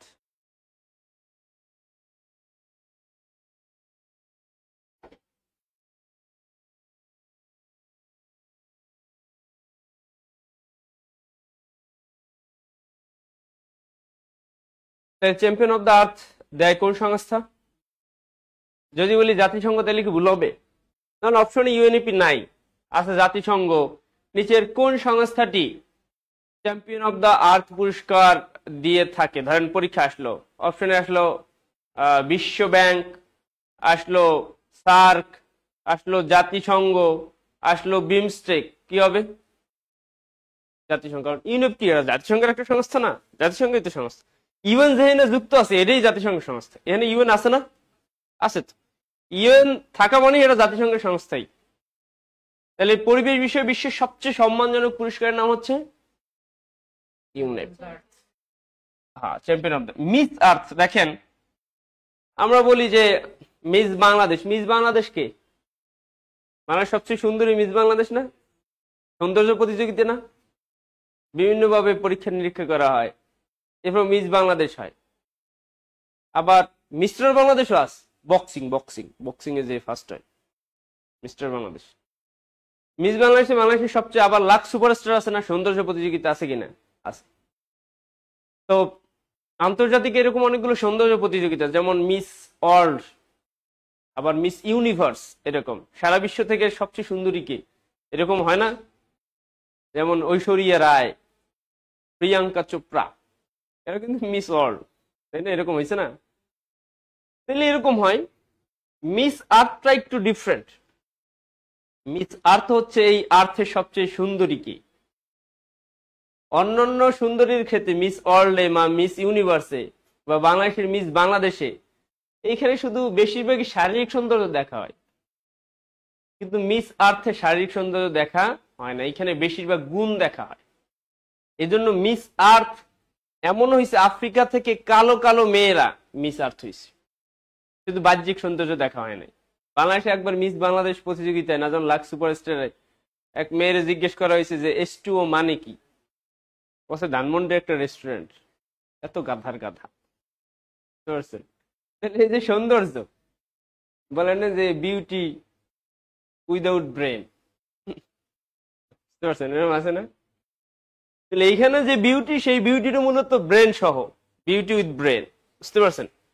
তাহলে এটা এমন একটা প্রতিযোগিতা যেটা জাতিসংঘের অধীনে করা হয়। লেখেন মিস আর্থ এটি একটি বার্ষিক, এটি একটি কি বার্ষিক সৌন্দর্য প্রতিযোগিতা, বার্ষিক সৌন্দর্য প্রতিযোগিতা, বার্ষিক সৌন্দর্য প্রতিযোগিতা, যার উদ্দেশ্য পরিবেশ বিষয়ে সচেতনতা সৃষ্টি করা। বলেন কোন সৌন্দর্য প্রতিযোগিতার দ্বারা পরিবেশ বিষয়ে সচেতনতা সৃষ্টি করা হয়? এটি একটি বার্ষিক সৌন্দর্য প্রতিযোগিতা যার উদ্দেশ্য পরিবেশ বিষয়ে সচেতনতা সৃষ্টি, পরিবেশ বিষয়ে সচেতনতা সৃষ্টি। তাহলে এটা জাতিসংঘের অধীনে হয়, তার মানে খালি ওই যে আপনার শারীরিক সৌন্দর্য না, পরিবেশ বিষয়ে সচেতনতা সৃষ্টি। তাহলে বলে নিচের কোন সৌন্দর্য প্রতিযোগিতার মাধ্যমে পরিবেশ বিষয়ে সচেতনতা সৃষ্টি করা হয়? মিস আর্থ, মিস ইউনিভার্স, মিস ওয়ার্ল্ড, কোনটি নয় মিস আর্থ। বাকিগুলো নিছক সৌন্দর্য প্রতিযোগিতা। বাংলাদেশে তো যা তা, বুঝে নেই? তাহলে বলেন কার অধীনে হয়? জাতিসংঘ, ইউনেপ, ঠিক আছে না? লিখছেন এটুকু মনে রাখেন। এখানে কিন্তু কিছু এক্সক্লুসিভ ইনফরমেশন আছে যেগুলো সাধারণত বইতে থাকে না। লিখছেন এটা? আচ্ছা, পরের ইস্যু আসি আমরা।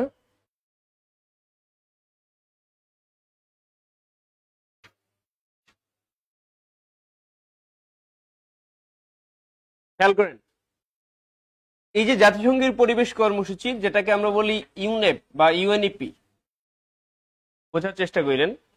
ইউএনইপি, এই ইউএনইপি এবং ওয়ার্ল্ড মেট্রোলজিক্যাল অর্গানাইজেশন যেটা আছে, বিশ্ব আবহাওয়া সংস্থা WMO, এই দুইটা সংস্থার যৌথ একটা চুক্তির মাধ্যমে যৌথভাবে একটা সংস্থা গঠিত হয়েছে যার নাম হচ্ছে আইপিসিসি। তাহলে ইউনেপ প্লাস হচ্ছে WMO সমান আমরা কি লিখতে পারি? আইপিসিসি। বলেন আইপিসিসি গঠিত হয় কোন দুটি সংস্থার যৌথ উদ্যোগে? UNEP plus WMO। তাহলে ইউএনইপি নিয়ে আমরা অলরেডি পড়লাম, ইউনাইটেড নেশন এনভায়রনমেন্ট প্রোগ্রাম, আর এটা হচ্ছে ওয়ার্ল্ড মেট্রোলজিক্যাল অর্গানাইজেশন। আমরা যখন সংস্থা পড়াবো তখন ফুল মিনিং গুলো লিখবো, ঠিক আছে? আপাতত এইদিকে আসে। তাহলে এই যে IPCC, inter governmental panel on climate change, এটা একটু ফুল মিনিংটা লেখেন, কারণ এই ফুল মিনিংটা 3 থেকে 4 বার পরীক্ষা আসছে। ফুল মিনিংটা একটু ক্রিটিক্যাল। এই আই দেখে অনেকে মনে করেন ইন্টারন্যাশনাল, আই দেখে কি মনে হয় বলেন তো? মানে ব্যাপারটা এরকম মনে হয় ইন্টারন্যাশনাল গভর্নমেন্টাল প্যানেল, অথবা অনেকে মনে করেন ইন্টারন্যাশনাল প্যানেল। কিন্তু এইখানে একটু ঝামেলাই এইখানে যে এটার ফুল মিনিং হচ্ছে ইন্টার গভর্নমেন্টাল, এটা অনেকের মাথায় থাকে না, এই জন্য পরীক্ষা আসছে। তাহলে আইপিসিসি ফুল মিনিং কি? Inter governmental panel, inter governmental panel.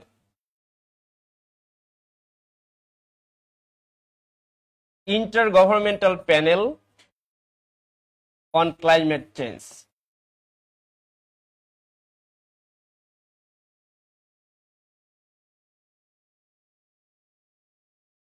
IPCC inter governmental, এইটুকুর উপর বিশেষভাবে ফোকাস দেন, কারণ এইখানেই কিন্তু ঝামেলাটা 3 থেকে 4 বার আসছে।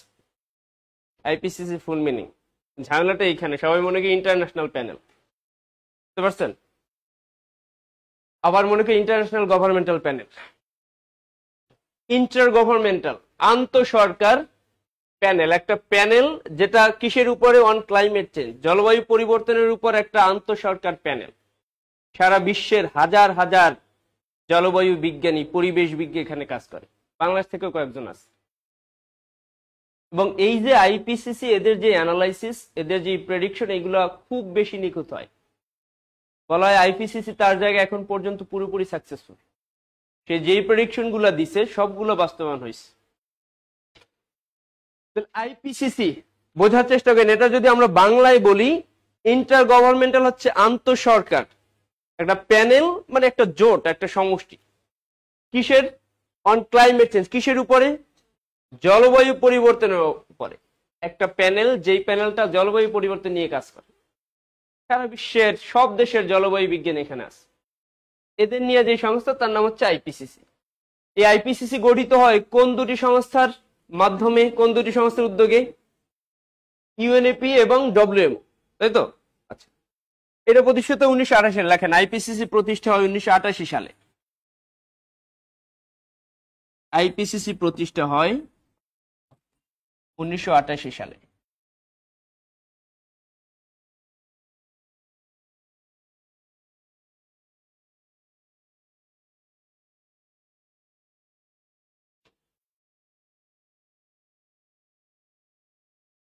লিখছেন? তাহলে আইপিসিসি কত সালে গঠিত হয়? 1988 সালে। ওকে, এরপরে আসেন।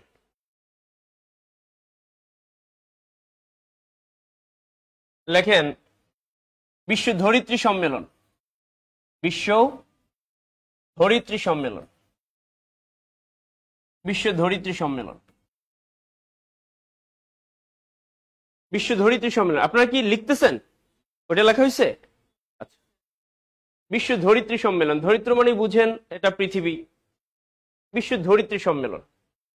এখন এই সম্মেলনের মধ্যে অনেক কিছু সৃষ্টি হয়েছে। আমাদের আজকে লেকচারের অনেক বড় একটা পার্ট এখানে, আজকে লেকচারের অনেক ইম্পর্টেন্ট একটা পার্ট এখানে আছে। এটা একটু ভালোভাবে বোঝার চেষ্টা করেন। বিশ্ব ধরিত্রী সম্মেলন অনুষ্ঠিত হয়, আগে এইটুকু লেখেন, বিশ্ব ধরিত্রী সম্মেলন অনুষ্ঠিত হয় 1992 সালে। এখান থেকে অনেক কিছু সৃষ্টি হয়েছে। বিশ্ব ধরিত্রী সম্মেলন অনুষ্ঠিত হয় 1992 সালে। 1992 সালে কোথায়? ব্রাজিলের রিও ডি জেনিরো শহরে। কোথায় বলেন তো? ব্রাজিলের রিও ডি জেনিরো শহরে।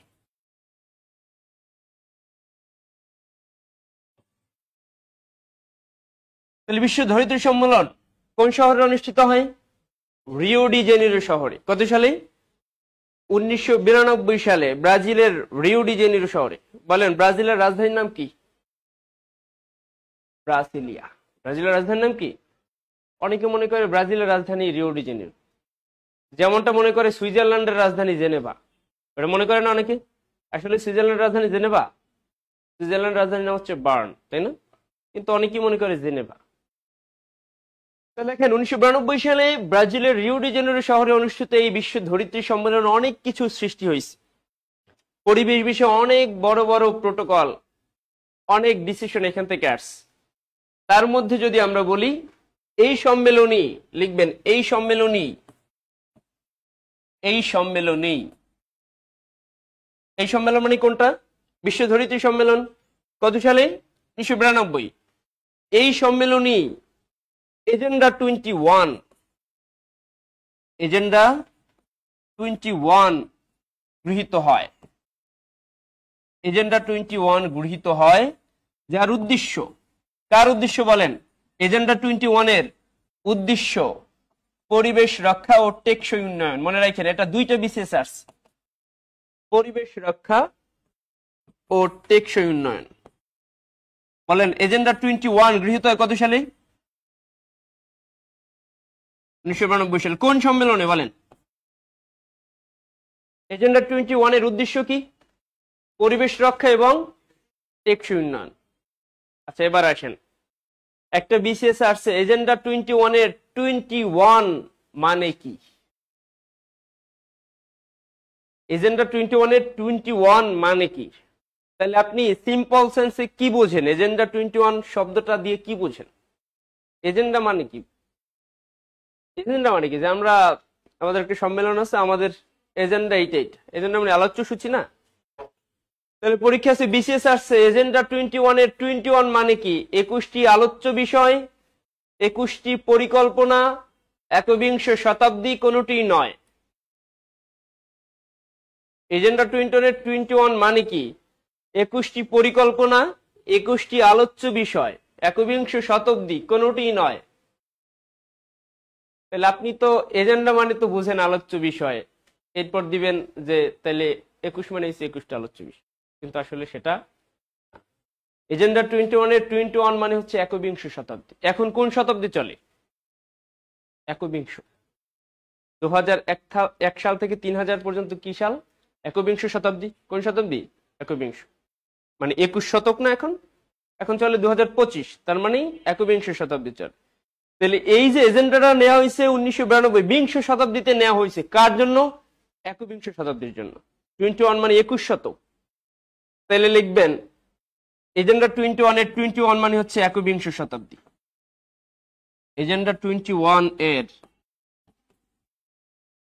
21 বা 21 মানে 21 শতক, 21 শতক বা একবিংশ, এটা একটা বিসিএস আসছে। বলেন তাহলে এজেন্ডা 21 এর উদ্দেশ্যটা কি? পরিবেশ রক্ষা এবং টেকসই উন্নয়ন। আচ্ছা, এই সম্মেলনী যদি আমরা বলি, এই সম্মেলন মানে কোনটা সম্মেলন, কোনটা চলতেছে বলেন? বিশ্ব দারিদ্র সম্মেলন। এই সম্মেলনী এজেন্ডা 21 অলরেডি স্বাক্ষরিত হয়ে গেল। আর কি হইল দেখেন, এই সম্মেলনী ইউএনএফসিসিসি স্বাক্ষরিত হয়। ইউএনএফসিসিসি, তিনটা সি, কয়টা সি বলেন? তিনটা সি। ইউএনএফসিসিসি স্বাক্ষরিত হয়, ইউএনএফসিসিসি স্বাক্ষরিত হয়। শুধু লেখা দেন, এরপর বুঝাই দিতেছে জিনিসটা কি। এই সম্মেলনী তার মানে 1992 সালে আমরা একটা সম্মেলন নিয়ে কথা বলতেছি, বলছে এই সম্মেলনে অনেক কিছু হয়েছে। তাহলে বিশ্ব দরিদ্র সম্মেলন অনুষ্ঠিত 1992 সালে। এই সম্মেলনে এজেন্ডা 21 নামক একটা পরিকল্পনা গৃহীত হয়, যার উদ্দেশ্য পরিবেশ রক্ষা এবং টেকসই উন্নয়ন। এই টেকসই উন্নয়নের আরো একটা ধাপ আমরা দেখি, সেটা হচ্ছে UNFCCC, United Nations framework convention on climate change.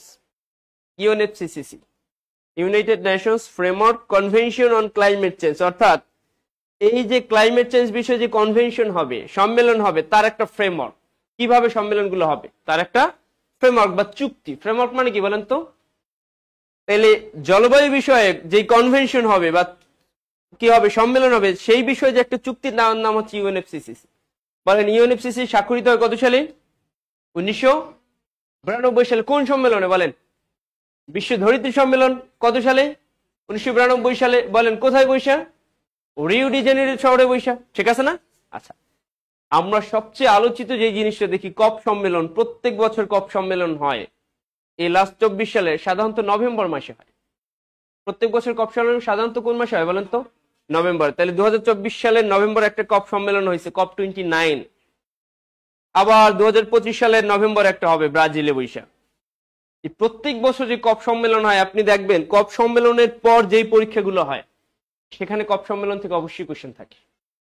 এমন কোনো পরীক্ষা নাই, সাধারণ যেই পরীক্ষা, সাধারণ ক্যাটাগরির, যেমন বিসিএস বলেন, প্রাইমারি বলেন, নিবন্ধন বলেন, এই যে সাধারণ ক্যাটাগরি যে পরীক্ষা, এখানে কপ সম্মেলন থেকে অবশ্যই কোশ্চেন আসে। এখন থেকে সেই কপ সম্মেলন আয়োজন করে যেই সংস্থা, তার নাম হচ্ছে ইউএনএফসিসি। কারণ কপ একটা সম্মেলন। কপ কি বলেন তো? সম্মেলন। কেমন সম্মেলন? পরিবেশ বিষয়ক সম্মেলন।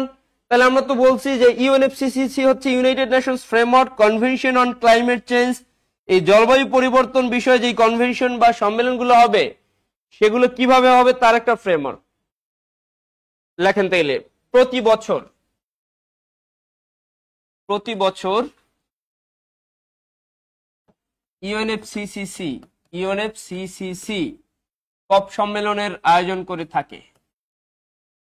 কপ সম্মেলনের আয়োজন করে থাকে। বলেন কপ সম্মেলন আয়োজন করে কোন সংস্থা? আচ্ছা ভাই, আগেই বললাম, একটু আগেও বলছি, যেইখানে ইউএন শব্দটা থাকবে আপনারা ধরে নিতে হবে এটা জাতিসংঘের একটা সংস্থা। ইউএনএফসিসি তাহলে কার সংস্থা? শুরুতে ইউএন আছে, তার মানে নিঃসন্দেহে জাতিসংঘের সংস্থা। আচ্ছা, যদি আমরা কোশ্চেনটা এভাবে আসে, নিচের কোন সংস্থা কপ সম্মেলন আয়োজন করে? ধরেন অপশনে ইউএনএফসিসি নাই, অপশনে আছে বিশ্ব ব্যাংক, অপশনে আছে সার্ক, অপশনে আছে জাতিসংঘ, অপশনে আছে বিমস্টেক। কি হবে উত্তর? জাতিসংঘ। কারণ ইউএনএফসিসি কে? সে কি জাতিসংঘের বাইরে? না, জাতিসংঘের একটা সংস্থা। ঠিক আছে না? জাতিসংঘের এই সংস্থাটার দায়িত্ব হচ্ছে কপ সম্মেলন আয়োজন করা। আলটিমেটলি এই দায়িত্বটা কার? জাতিসংঘের। ঠিক আছে না? তাহলে প্রতি বছর ইউএনএফসিসি কপ সম্মেলনের আয়োজন করে থাকে। লেখেন সর্বপ্রথম কপ হয়েছিল, সর্বপ্রথম কপ সম্মেলন বা কপ অন। কপ কত বলেন? অন অনুষ্ঠিত হয়েছিল। কপ অন অনুষ্ঠিত হয়েছিল 1995 সালে। 1995 সালে কোথায় বসে বলেন তো? জার্মানির বার্লিন শহরে। জার্মানির বার্লিন শহরে।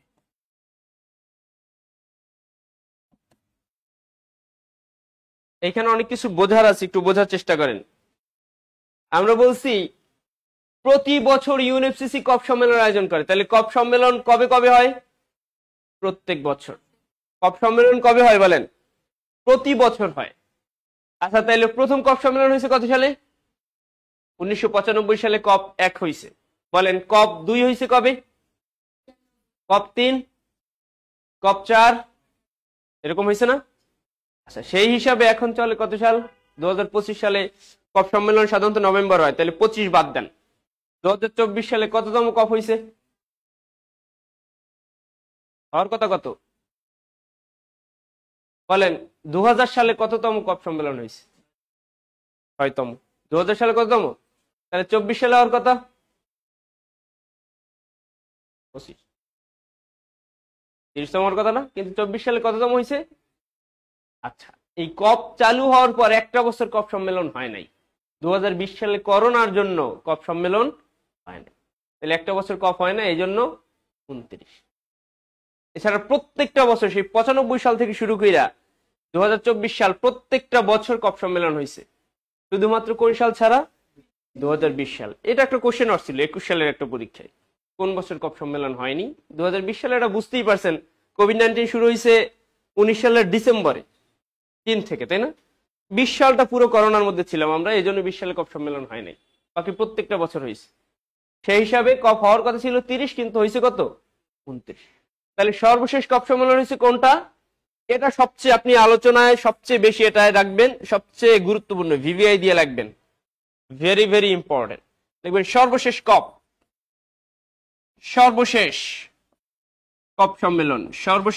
সম্মেলন কততম? কপ কততম বলেন? কপ 29।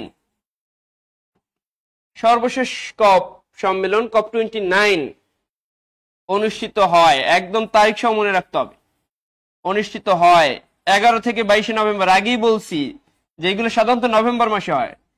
11 থেকে 22 নভেম্বর 2000 কত বলেন? 24। কততম কপ? আচ্ছা, অনুষ্ঠিত হয় 2024। কোথায় বৈশা? আজারবাইজানের রাজধানী বাকুতে।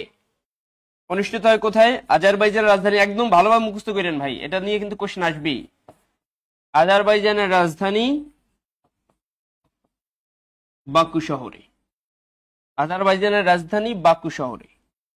তাহলে সর্বশেষ কপ সম্মেলন অনুষ্ঠিত হয় আজারবাইজানের রাজধানী বাকু শহরে। কবে? 11 থেকে 22 নভেম্বর 2024। কততম কপ? কপ 29 বা 29তম কপ সম্মেলন।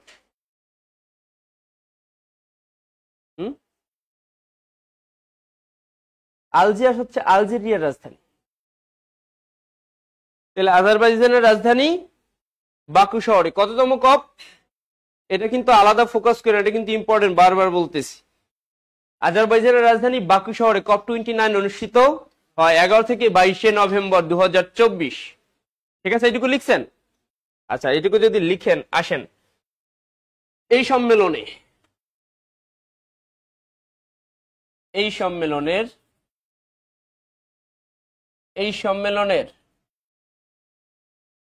প্রধান আলোচ্য বিষয় ছিল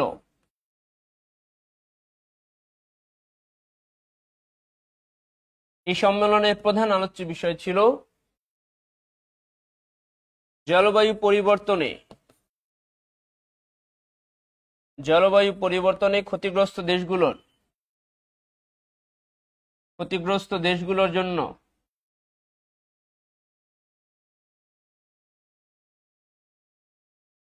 আর্থিক সহযোগিতা বৃদ্ধি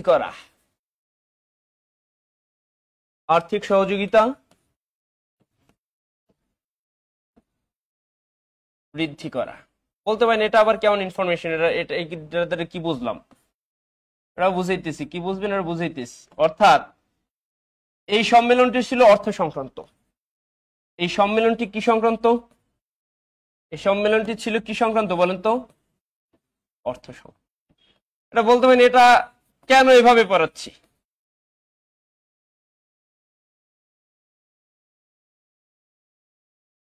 দেখেন, এই 46 BCS গেছে, লাস্ট BCS এখানে আসছে COP28, যেটা ছিল COP28। এটার আগেরটা ছিল কি COP28 না? কোশ্চেনটা ছিল COP28 কি সম্পর্কিত। তাহলে COP28 আমরা জানি এটা তো জলবায়ু পরিবর্তন, সবই তো জলবায়ু পরিবর্তন। COP28 ফোকাস করা হয়েছিল জীবাশ্ম জ্বালানির উপরে। কিসের উপরে বলেন তো? তাহলে যদি আসে COP29 এর প্রধান আলোচ্য বিষয় কি, তাহলে অর্থ সংক্রান্ত। কি বলেন তো? অর্থ। আচ্ছা, মিথিলা ফারজানা লিখছেন স্যার কপ মানে কি? কপ মানে কি আরেকবার একটু বুঝাবো সবার শেষে, আমরা একটু এই সিকোয়েন্স গুলো শেষ করি। কপ মানে কি আবার বলবো, সমস্যা নেই। অর্থাৎ এই সম্মেলনটি ছিল, তাইলে COP29 এর প্রধান ফোকাস ছিল অর্থের উপরে, যারা ক্ষতিগ্রস্ত তারা যাতে অর্থ পায়। ঠিক আছে, একটা ইনফরমেশন এর উপর লিখবেন এই সম্মেলনে, তার মানে কোন সম্মেলনে? এই সম্মেলনে ভুটানের নেতৃত্বে, খুব সবচেয়ে ইম্পর্টেন্ট একটা ইনফরমেশন মনে রাখেন, ভুটানের নেতৃত্বে। কার নেতৃত্বে? ভুটানের নেতৃত্বে। এই সম্মেলনে ভুটানের নেতৃত্বে G0 কি নাম? G0 মনে রাখেন, G0 এটা কিন্তু সবচেয়ে নতুন একটা সংগঠন, মনে রাখেন। G0 ফোরাম গঠিত হয় কার নেতৃত্বে? এই সম্মেলনে ভুটানের নেতৃত্বে G0 ফোরাম গঠিত হয়, যার সদস্য 4টি। যার সদস্য কয়টি? যার সদস্য 4টি। এই G0 4টি দেশ নিয়ে গঠিত। সেই 4টা দেশকে ভুটানের নেতৃত্বে, তার মানে ভুটান, তাই না?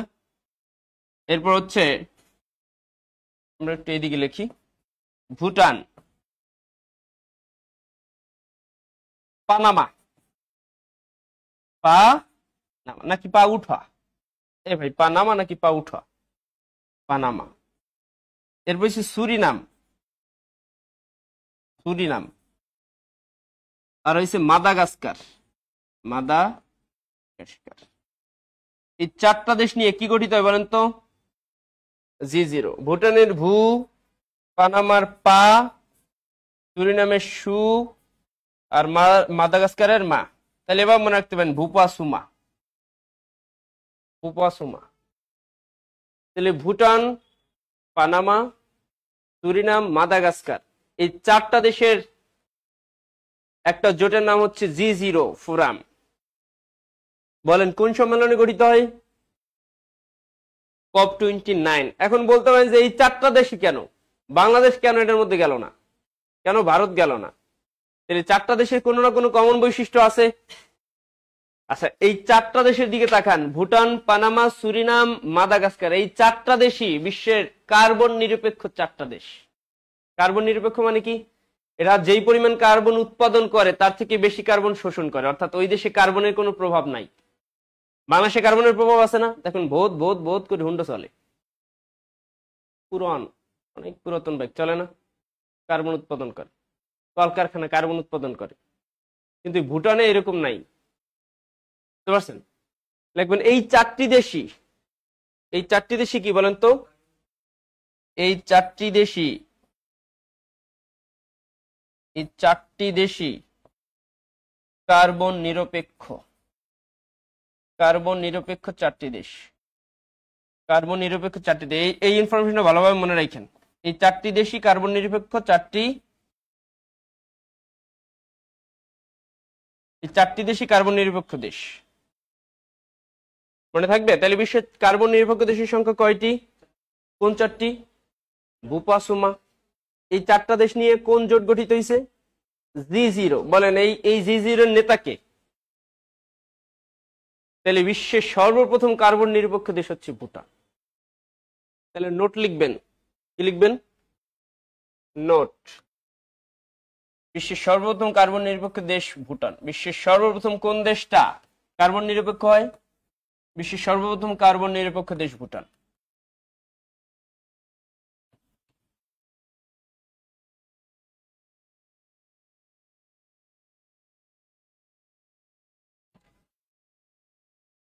এটা গেল নোট 1। নোট 2 লিখবেন। নোট 2, কফের ফুল মিনিংটা আমাদের প্রথমে বলা উচিত ছিল। এটার ফুল মিনিং হচ্ছে কি? Conference of the Parties. Conference of the Parties. এটা কি মূলত? এটি মূলত জাতিসংঘ জলবায়ু সম্মেলন, তাই তো? এটি মূলত কি? জাতিসংঘ জলবায়ু সম্মেলন, যা প্রত্যেক বছর কার আওতায় অনুষ্ঠিত হয়? UNFCCC। কত সাল থেকে শুরু হয়? 95 লিখছি না? দাঁড়ান আবার একটু দেখি। এই যে প্রথম কপ শুরু হয় কত সালে? কোন দেশে? জার্মানির বার্লিন।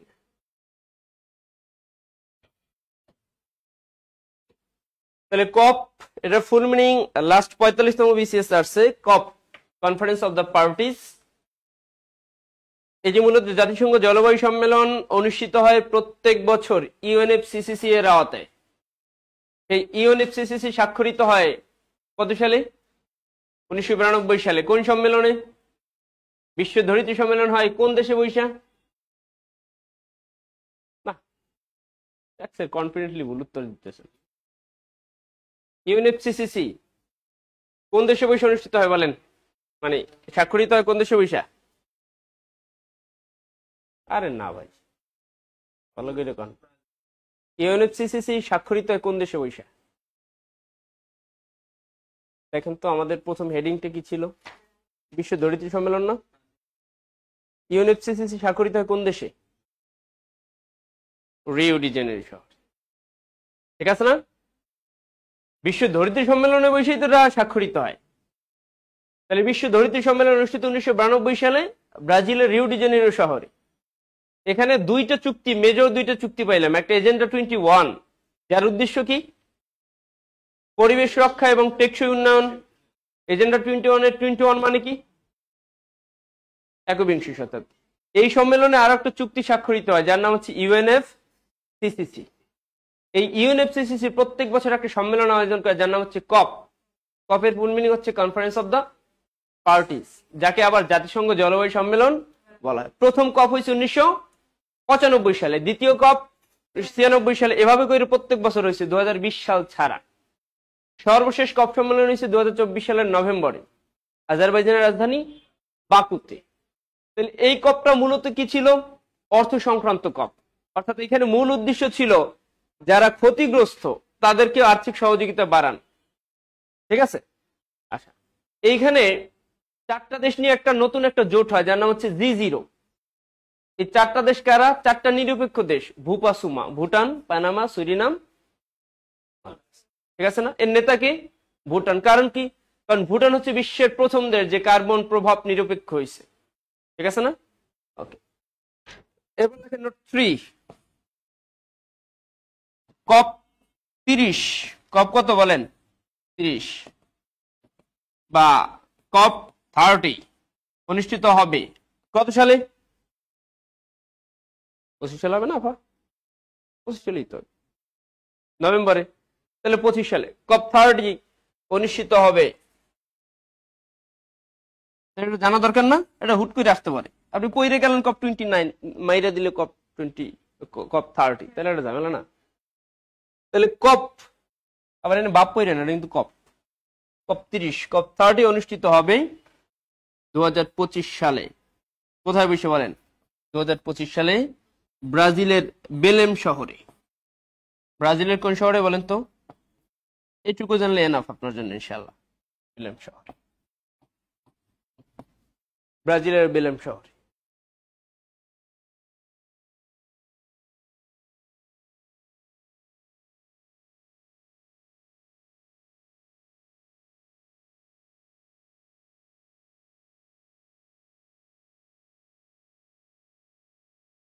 লিখছেন এইটুকু? ওকে, আসেন দেখেন, পরিবেশবাদী অনেকগুলো চুক্তি আছে। সেই চুক্তি যদি আপনি সব পড়তে চান, যদি মনে করেন আপনি সব চুক্তি পড়ে উল্টাই ফেলবেন, তাহলে দেখবেন নিজেই উল্টাই চিত্তরাই রয়েছে। এত বেশি চুক্তি আছে, সব পড়তে গেলে দেখবেন একটাও পারেন না। চুক্তি পড়বেন, দেখবেন নিজের নাম ভুলে গেছেন। এই জন্য 4টা চুক্তি আপনাকে পড়তেই হবে, একদম ফরজ। সবচেয়ে গুরুত্বপূর্ণ 4টা চুক্তি লেখেন। পরিবেশ বিষয়ক সবচেয়ে গুরুত্বপূর্ণ কয়েকটি চুক্তি কি বিষয়ক? এইগুলো এত বেশি রিপিট হয়েছে আপনি চিন্তাও করতে পারবেন না। পরিবেশ বিষয়ক সবচেয়ে গুরুত্বপূর্ণ কয়েকটি চুক্তি বা প্রোটোকল। পরিবেশ বিষয়ক সবচেয়ে বেশি গুরুত্বপূর্ণ কয়েকটি চুক্তি, সবচেয়ে বেশি গুরুত্বপূর্ণ কয়েকটি চুক্তি।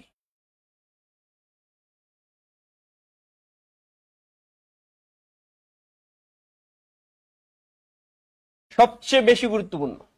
আপনি অনেক চুক্তি পড়তে পারবেন, বাট এই 4টা চুক্তি যাতে কোনোভাবে মিস না হয়। আসেন, তাহলে এই যে চুক্তি, এটার আবার অনেক জায়গায় প্রোটোকল লেখা আছে। কি লেখা আছে বলেন তো? প্রোটোকল। এই প্রোটোকল মানে এই না যে আপনি প্রোটোকল দিতেছেন এই নেতাগো, এই প্রোটোকল না। প্রোটোকল মানে হচ্ছে চুক্তি। তাহলে পরিবেশ বিষয়ে সবচেয়ে গুরুত্বপূর্ণ কয়েকটি চুক্তি। প্রথমে লিখবেন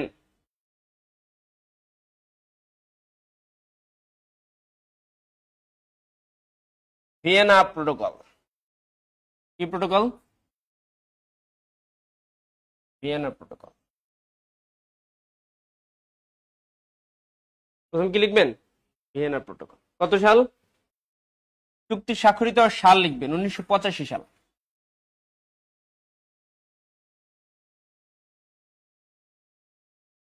যেমন কি লিখেন স্যার, ব্রাজিলের কোথায়? ওটা ছিল ব্রাজিলের বেলেম শহর। বেলেম, ব্রাজিলের বেলেম শহর। এই যে বেলেম, একের বেল একের লেম। Vienna protocol 1985। তাহলে এই যে সালটা কিসের সাল বলেন তো? স্বাক্ষরের সাল। এটা কিসের সাল? দেখেন, আপনি যদি বইতে পড়তে যান, এইখানে কিন্তু অনেক কিছু লেখা আছে। বইতে অনেক কিছু পড়বেন, এরপর দেখবেন কঠিন মনে, এরপর রেখে দিবেন। এক লাইনে পড়েন, খালি এক লাইনে কি হয়েছে এইটা পড়েন। ভিয়েনা প্রোটোকল 1985 লিখবেন।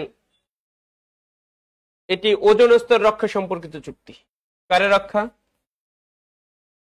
ওজোন স্তর রক্ষা সম্পর্কিত চুক্তি। ওজোন স্তর রক্ষা সম্পর্কিত চুক্তি।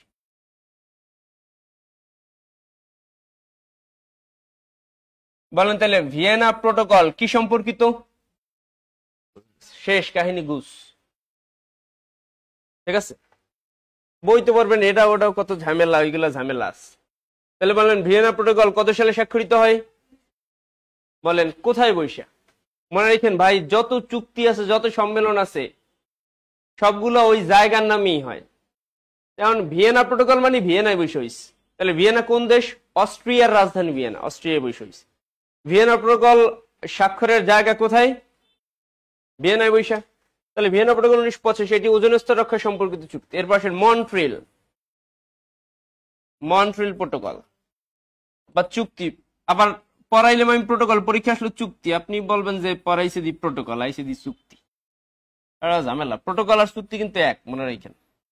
ঠিক আছে, এটা গেল 85। এটা হচ্ছে 1987। 1987। এটিও ওজোন স্তর রক্ষাকারী চুক্তি। এটিও কি বলেন তো? ওজোন স্তর রক্ষা সম্পর্কিত চুক্তি। ওজোন স্তর রক্ষা সম্পর্কিত চুক্তি।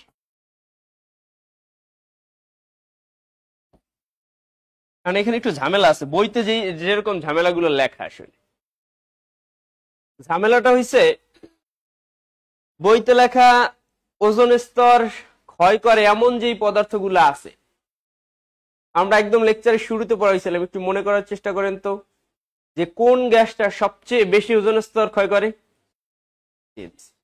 ঠিক আছে না? আর সবচেয়ে বেশি তাপমাত্রা বাড়ায় কোন গ্যাস? Carbon dioxide. এখন বইতে লেখা আছে যে ওজোন স্তরের বিভিন্ন ঝামেলা টামেলা লিখে এরপর ফাইনালি এটা লেখা আছে, এটা বের করতে আপনার টাইম লাগবে। মূলত ওজোন স্তর রক্ষা মানে কি? ওজোন স্তর ক্ষয় করে যেসব পদার্থ আছে সেইগুলার ব্যবহার আপনার কমাইতে হবে, এটা তো এই চুক্তির আওতাভুক্ত। ওজোন স্তর রক্ষা করবেন মানে কি বলেন? ওজোন স্তর ক্ষয় করে এমন যে পদার্থগুলো সেইগুলার ব্যবহার কমাইবেন। তা যদি পরীক্ষা আসে, অলরেডি আসে, ওজোন স্তর ক্ষয়কারী পদার্থের ব্যবহার হ্রাস সম্পর্কিত চুক্তি কোনটি? মন্ট্রিল, ভিয়েনাও তো দুইটাই না? অপশন ভিয়েনা ছিল না, ছিল কার্টাগেনা, মন্ট্রিল, কিয়োটো, কোনটি নয়। কি হবে বলেন? তাহলে এটা হইতে পারে না। ওজোন স্তর রক্ষাকারী মানে কি? ওজোন স্তর যেগুলো দিয়ে ক্ষয় হয় সেগুলোর সব ব্যবহার কমানো, ঠিক আছে না? মূল কথা হচ্ছে ওজোন স্তর রক্ষা সম্পর্কিত চুক্তি। তাহলে ভিয়েনা প্রোটোকল পাইলাম, মন্ট্রিল প্রোটোকল পাইলাম, দুইটাই ওজোন স্তর, দুইটাই কিন্তু রিপিট হয়েছে, মানে কয়েকবার এই যেই চারটা চুক্তি পড়াবো সবগুলো রিপিট হয়েছে। তাহলে কয়টা গেল বলেন? দুইটা। এরপর আসেন কিয়োটো প্রোটোকল। কিয়োটো প্রোটোকল বা কিয়োটো চুক্তি 1997। একদম সাল মনে রাখতে হবে ভাই, আমি কিন্তু কার্যকারিতা সালও পড়াইতেছি না, শুধু স্বাক্ষরের সাল। এইগুলো আপনি যদি মনে না রাখেন, এইগুলো সবচেয়ে গুরুত্বপূর্ণ, এগুলো মনে রাখতেই হবে। আচ্ছা, কিয়োটো প্রোটোকল 1997, এটা লিখবেন বৈশ্বিক উষ্ণতা হ্রাস। বৈশ্বিক উষ্ণতা হ্রাস, বৈশ্বিক উষ্ণতা হ্রাস ও কার্বন নিঃসরণ, কার্বন নিঃসরণ কমানো সংক্রান্ত চুক্তি।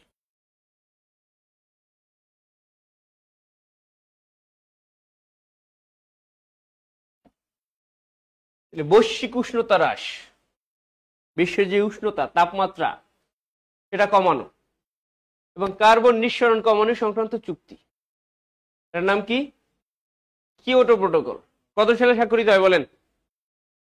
1997। কার্টাগেনা প্রোটোকল, কার্টাগেনা প্রোটোকল 2000 সাল। কত সাল?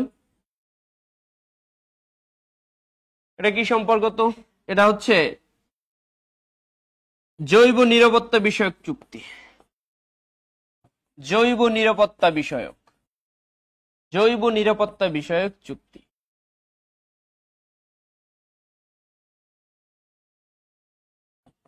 কোন বিসিএস আসছে জানেন? সর্বশেষ বিসিএস গেছে কোনটা? 43 বিসিএস এও আসছে। আরো যে কতগুলো বিসিএস আসছে ঠিক নেই, এটা আছে 6 থেকে 7টা বিসিএস।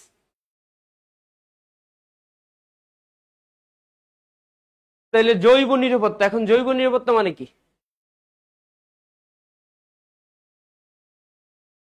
মাহাদি শিহাব লিখছেন স্যার আগের স্লাইডটা একবার ওপেন করবেন, একটু ওয়েট করেন।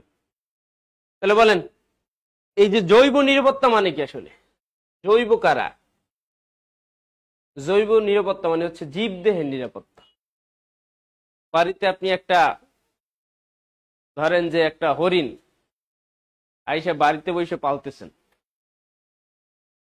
আবার ধরেন আপনি অনেক ধনী মানুষ, সুন্দরবন গিয়ে একটা বাঘ শিকার করে আনছেন, কারণ আপনার অনেক টাকা, আপনি এই থিওরিতে বিশ্বাস করেন যে টাকা হইলে বাঘের দুধও পাওয়া যায়, জন্য বাঘটা ধরে আনছেন, আপনার টাকায় সিনেমিনি খেলে, হইতে পারে না? তাহলে যে জীবদেহের যে নিরাপত্তা আপনি বিঘ্নিত করলেন, এটা যাতে না করতে পারেন বিভিন্ন দেশের যে জৈব নিরাপত্তা, জীবের নিরাপত্তা, এই সংক্রান্ত চুক্তির নাম হচ্ছে কার্টাগেনা। বুঝতে পারছেন? এই জীব মানে জৈব নিরাপত্তা, যার জীবন আছে, জীবন অনেকেরই আছে, সেই ক্ষেত্রে বলতে পারেন যে গাছেরও জীবন আছে, এগুলো অনেক সময় এটার মধ্যে ইনক্লুড হয়। ঠিক আছে, এটা লাস্ট বিসিএস এটা আসছে। চারটা চুক্তি, এই চারটা চুক্তি যাতে আপনার কোনোভাবে মিস না হয়, কারণ এই চারটা সবচেয়ে বেশি বার পরীক্ষা আসা চুক্তি। আগের দুইটা ছিল ভিয়েনা আর মন্ট্রিল। সালগুলা কার্যকারিতা সালও বলি না, শুধু স্বাক্ষরের সাল। সাল মনে রাখা একটু চ্যালেঞ্জিং, সাল আর তারিখ মনে রাখা কিন্তু কঠিন, এগুলা বারবার রিভাইজ করতে হয়। এই জন্য আমি সাল খুব কম পড়াই, বিশেষ করে তারিখ এগুলো খুব কম পড়াই, কারণ আমার থিওরি হচ্ছে তারিখ আপনি পরীক্ষার আগে পড়াটা বেটার, তারিখ মনে থাকে না। তো আমি শুধু এই স্বাক্ষরের সালটা পড়াইলাম, কারণ এইগুলো সবচেয়ে বেশি আসছে, এটা আপনি মিস করেন না কোনোভাবেই। বলেন তাইলে জাতিসংঘের জৈব নিরাপত্তা বিষয়ক চুক্তির নাম কি? কার্টাগেনা প্রোটোকল। কোথায় বসে স্বাক্ষরিত হয়? কার্টাগেনায় বৈশা। কার্টাগেনা কোন দেশে বলেন তো? এই দেশগুলো একটু লেখেন একটু ফাঁকে ফাঁকে। ভিয়েনা কোন দেশের বলেন তো? আপনারা এটা জানেন না, এই জন্য বলতেছি। ভিয়েনা হচ্ছে অস্ট্রিয়ার রাজধানী। তাহলে ভিয়েনা শহরটা কোথায়? অস্ট্রিয়া। মন্ট্রিল শহরটা কোথায় বলেন তো? মন্ট্রিল কানাডায়। মন্ট্রিল কোথায়? মন্ট্রিল কানাডায়। আচ্ছা বলতেছি দাঁড়া। তাহলে মন্ট্রিল কোথায়? কানাডায়। কিয়োটো জাপানের বর্তমান রাজধানীর নাম কি বলেন তো? জাপানের রাজধানীর নাম কি? জাপানের রাজধানীর নাম জানেন না? টোকিও। জাপানের আগের রাজধানী ছিল কিয়োটো, মানে টোকিওর মোটামুটি উল্টাইলে কিয়োটো হয়, দেখেন তো মোটামুটি সেরকম হয় না? কিয়োটো ছিল জাপানের প্রাচীন রাজধানী। তাহলে কিয়োটো শহরটা কোথায় বলেন? জাপান। আর কাটাগানা আবারও কানাডা, কাটাগানা শহরটাও কানাডা। তাহলে চারটা চুক্তি, দুইটা চুক্তি স্বাক্ষরিত হয়েছে কানাডায় বসে। ঠিক আছে, এটুকু পারবেন না? একদম বেসিক কয়েকটা চুক্তি, আরো কিছু চুক্তি আপনাদের হোমওয়ার্ক দিব, সেটা আপনারা কইরে নিয়েন। বাট আমরা ইম্পর্টেন্ট জিনিসগুলো এখানে পড়ানোর চেষ্টা করি, যেহেতু মোটামুটি অনেক বড় লেকচার, 2 ঘন্টা সব শেষ হবে না। আগের স্লাইডটা তো কয়েকবারই ওপেন করলাম, দেখেন।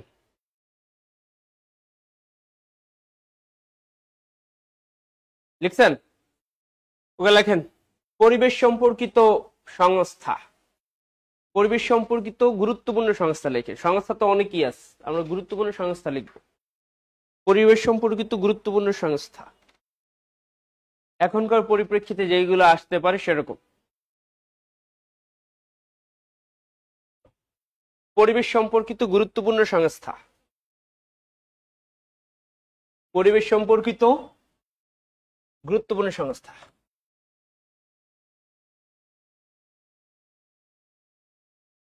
পরিবেশ সম্পর্কিত গুরুত্বপূর্ণ সংস্থা।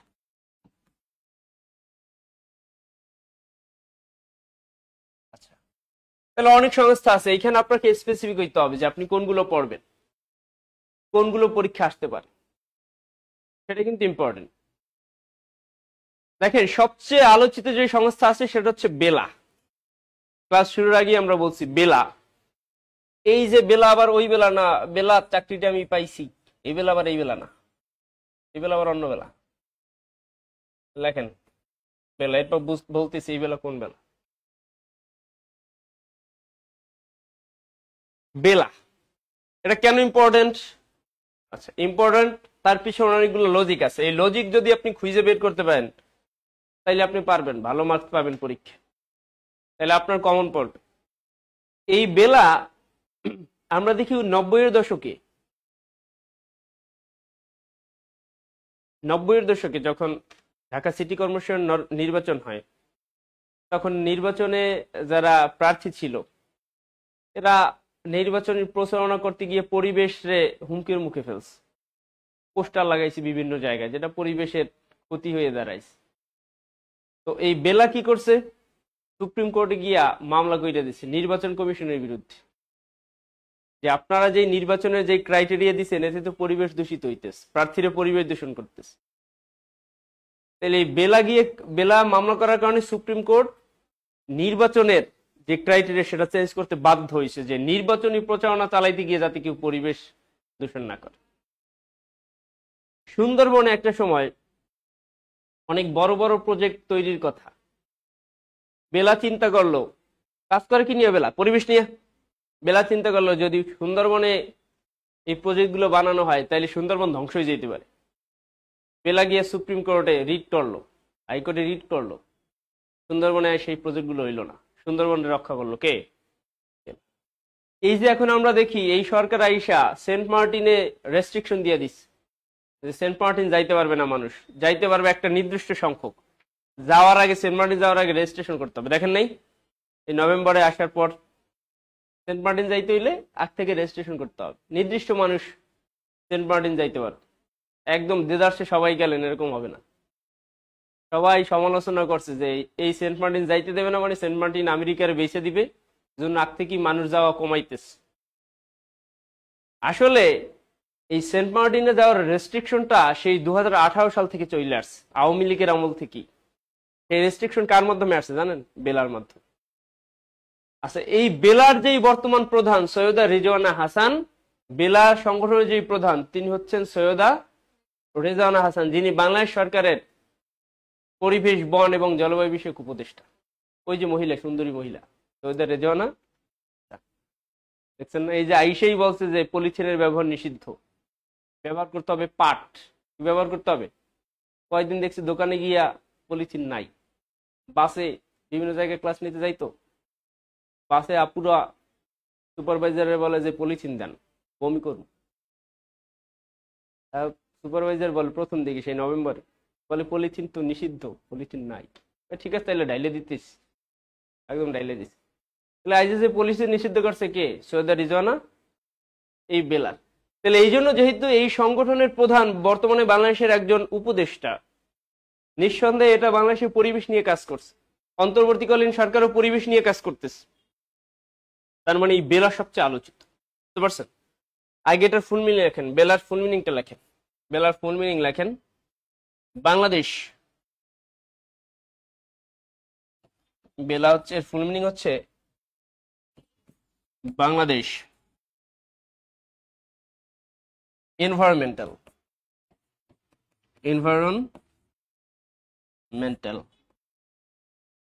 Lawyers association.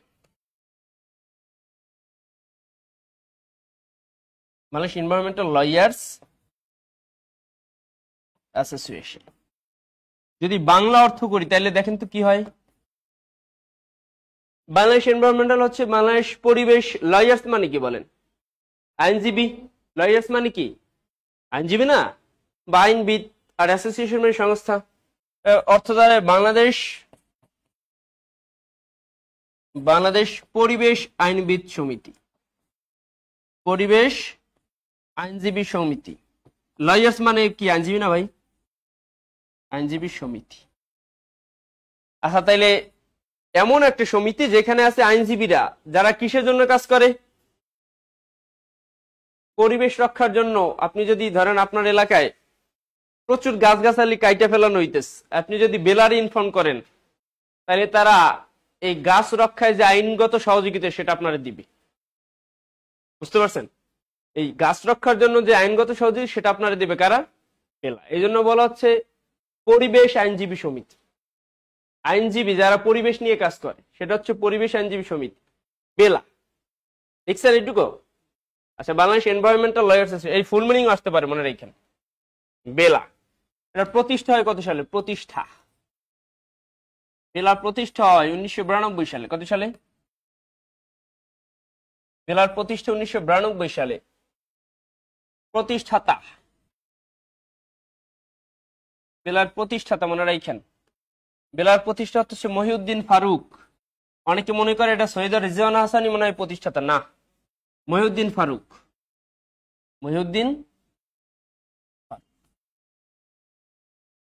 বেলার প্রতিষ্ঠাতা হচ্ছে মহিউদ্দিন ফারুক। কিন্তু বর্তমান প্রধান কে? বেলার বর্তমান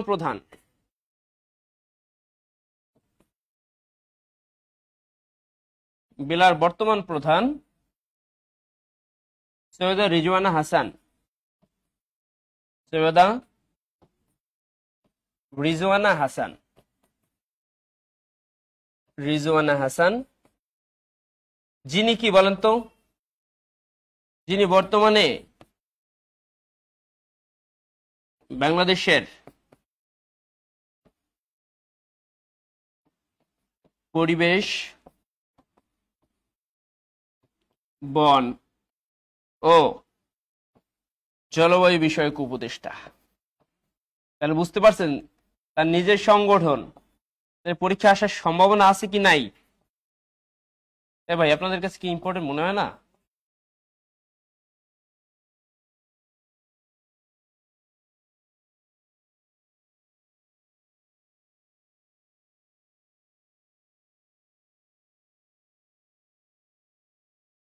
এটুকু লেখা হয়েছে।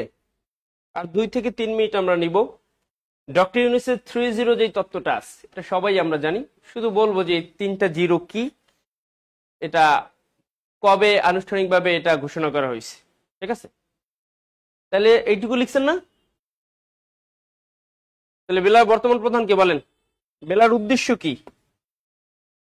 পরিবেশ রক্ষা আইনগত সহযোগিতা দাও, যেহেতু আইনজীবী। লেখেন 3-0 তত্ত্ব, 3-0। তাহলে এইটা নিয়ে কোশ্চেন আসবে তো আসবে, অবশ্যই আসবে। এটা সামনে বিসিএস এর রিটেন আছে, সেখানেও আসবে। এটাকে আবার কি বলা হয়? 3-0 তত্ত্ব, তাই না? 3-0 তত্ত্ব।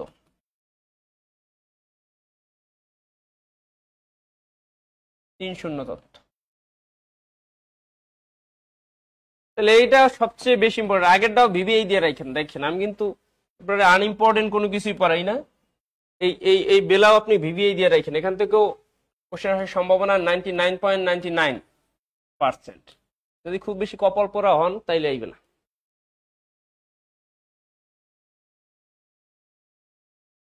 থ্রি জিরো থিওরি বা 3-0 তত্ত্ব। শূন্য কয়টা লেখেন?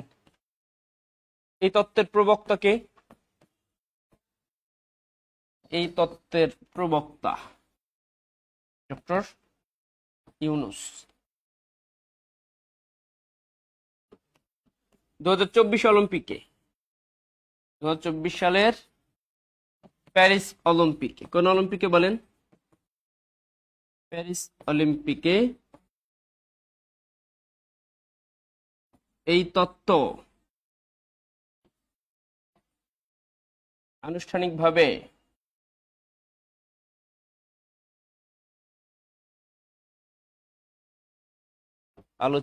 আলোচনায় আসে, তাই না?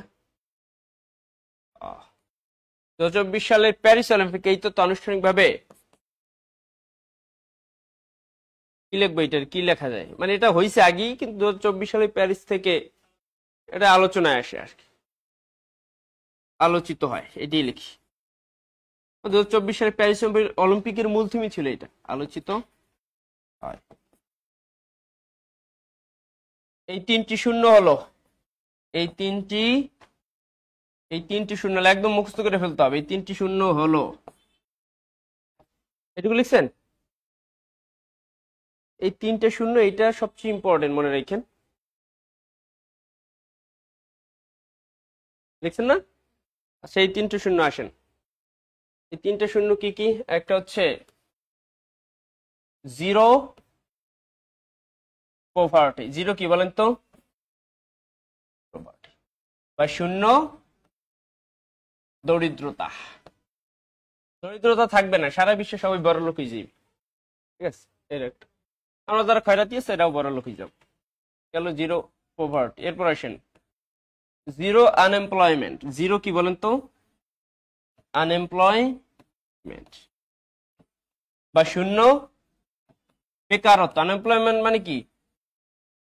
তাহলে আমরা সবাই চাকরি পাবো, আমরা কেউ বেকার থাকবো না, এটা একটা উদ্দেশ্য। আর জিরো কার্বন ইমিশন। জিরো কি বলেন তো? কার্বন ইমিশন, শূন্য কার্বন নিঃসরণ, শূন্য কার্বন। তাহলে 3টে শূন্য এই, অর্থাৎ কি? অর্থাৎ হচ্ছে দরিদ্রতা। এটা কি শুধু বাংলাদেশে না, সারা বিশ্বে? অর্থাৎ বিশ্বব্যাপী দরিদ্রতা, বেকারত্ব ও কার্বন নিঃসরণ, ও কি বলেন তো? কার্বন নিঃসরণ, বিশ্বব্যাপী দরিদ্রতা, বেকারত্ব, কার্বন নিঃসরণ শূন্যের কোঠায় নামিয়ে আনা, শূন্যের কোঠায় নামিয়ে আনা।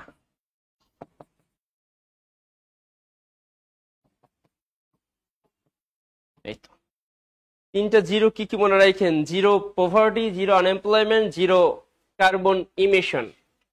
তাহলে বলেন নিচের কোনটি 3-0 থিওরির অন্তর্ভুক্ত নয়? Zero unemployment, zero carbon emission, zero poverty, zero corruption. Zero করাপশনের কথা কইছে? দুর্নীতি যে শূন্যের কোঠা নামে এটা বলে নাই। দুর্নীতি হইতে পারবে, কোনো সমস্যা নাই, কিন্তু খয়রাতি থাকতে পারবে না, বেকার কেউ থাকতে পারবে না, কার্বন নিঃসরণ কেউ করতে পারবে না। ঠিক আছে, লাস্ট ইনফরমেশন লেখেন এই 3-0 সম্পর্কিত তার বিখ্যাত বই, এই 3-0 সম্পর্কিত 3-0 সম্পর্কিত বিখ্যাত গ্রন্থ, এখন গ্রন্থ বিখ্যাত, A World of Three Zeros, A World of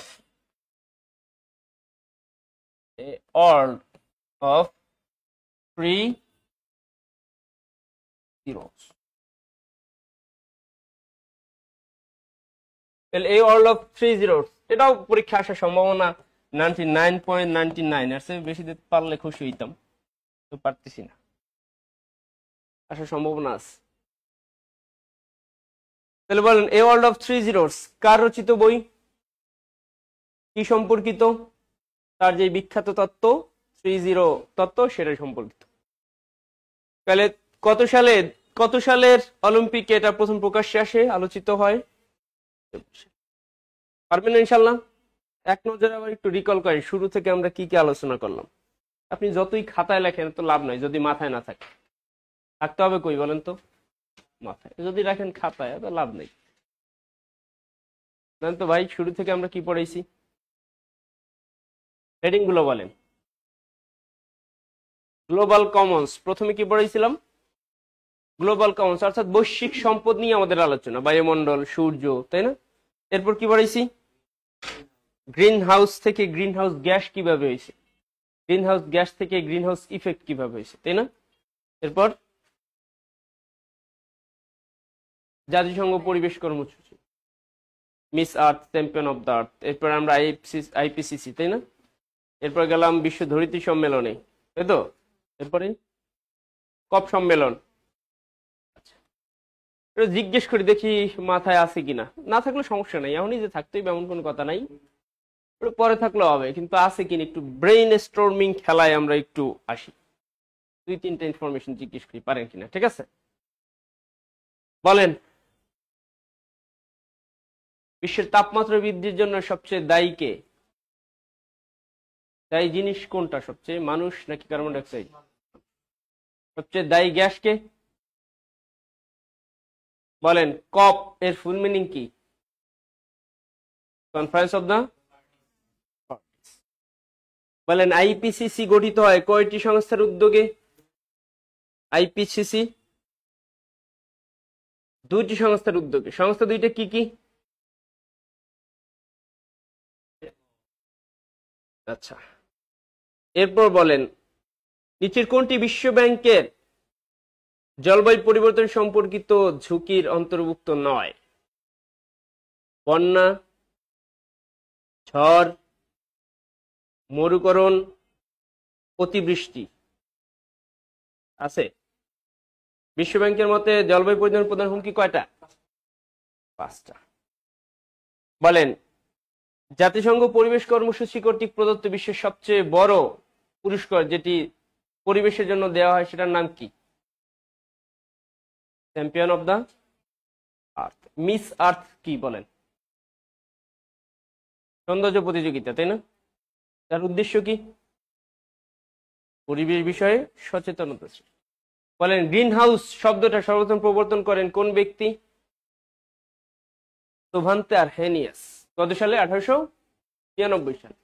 ঠিক আছে না? ওকে, কোনো সমস্যা আছে বলেন, যতটুকু পারাইলাম। ঠিক আছে, তাইলে ভালো থাকেন, সুস্থ থাকেন, দেখা হবে ইনশাআল্লাহ আবার।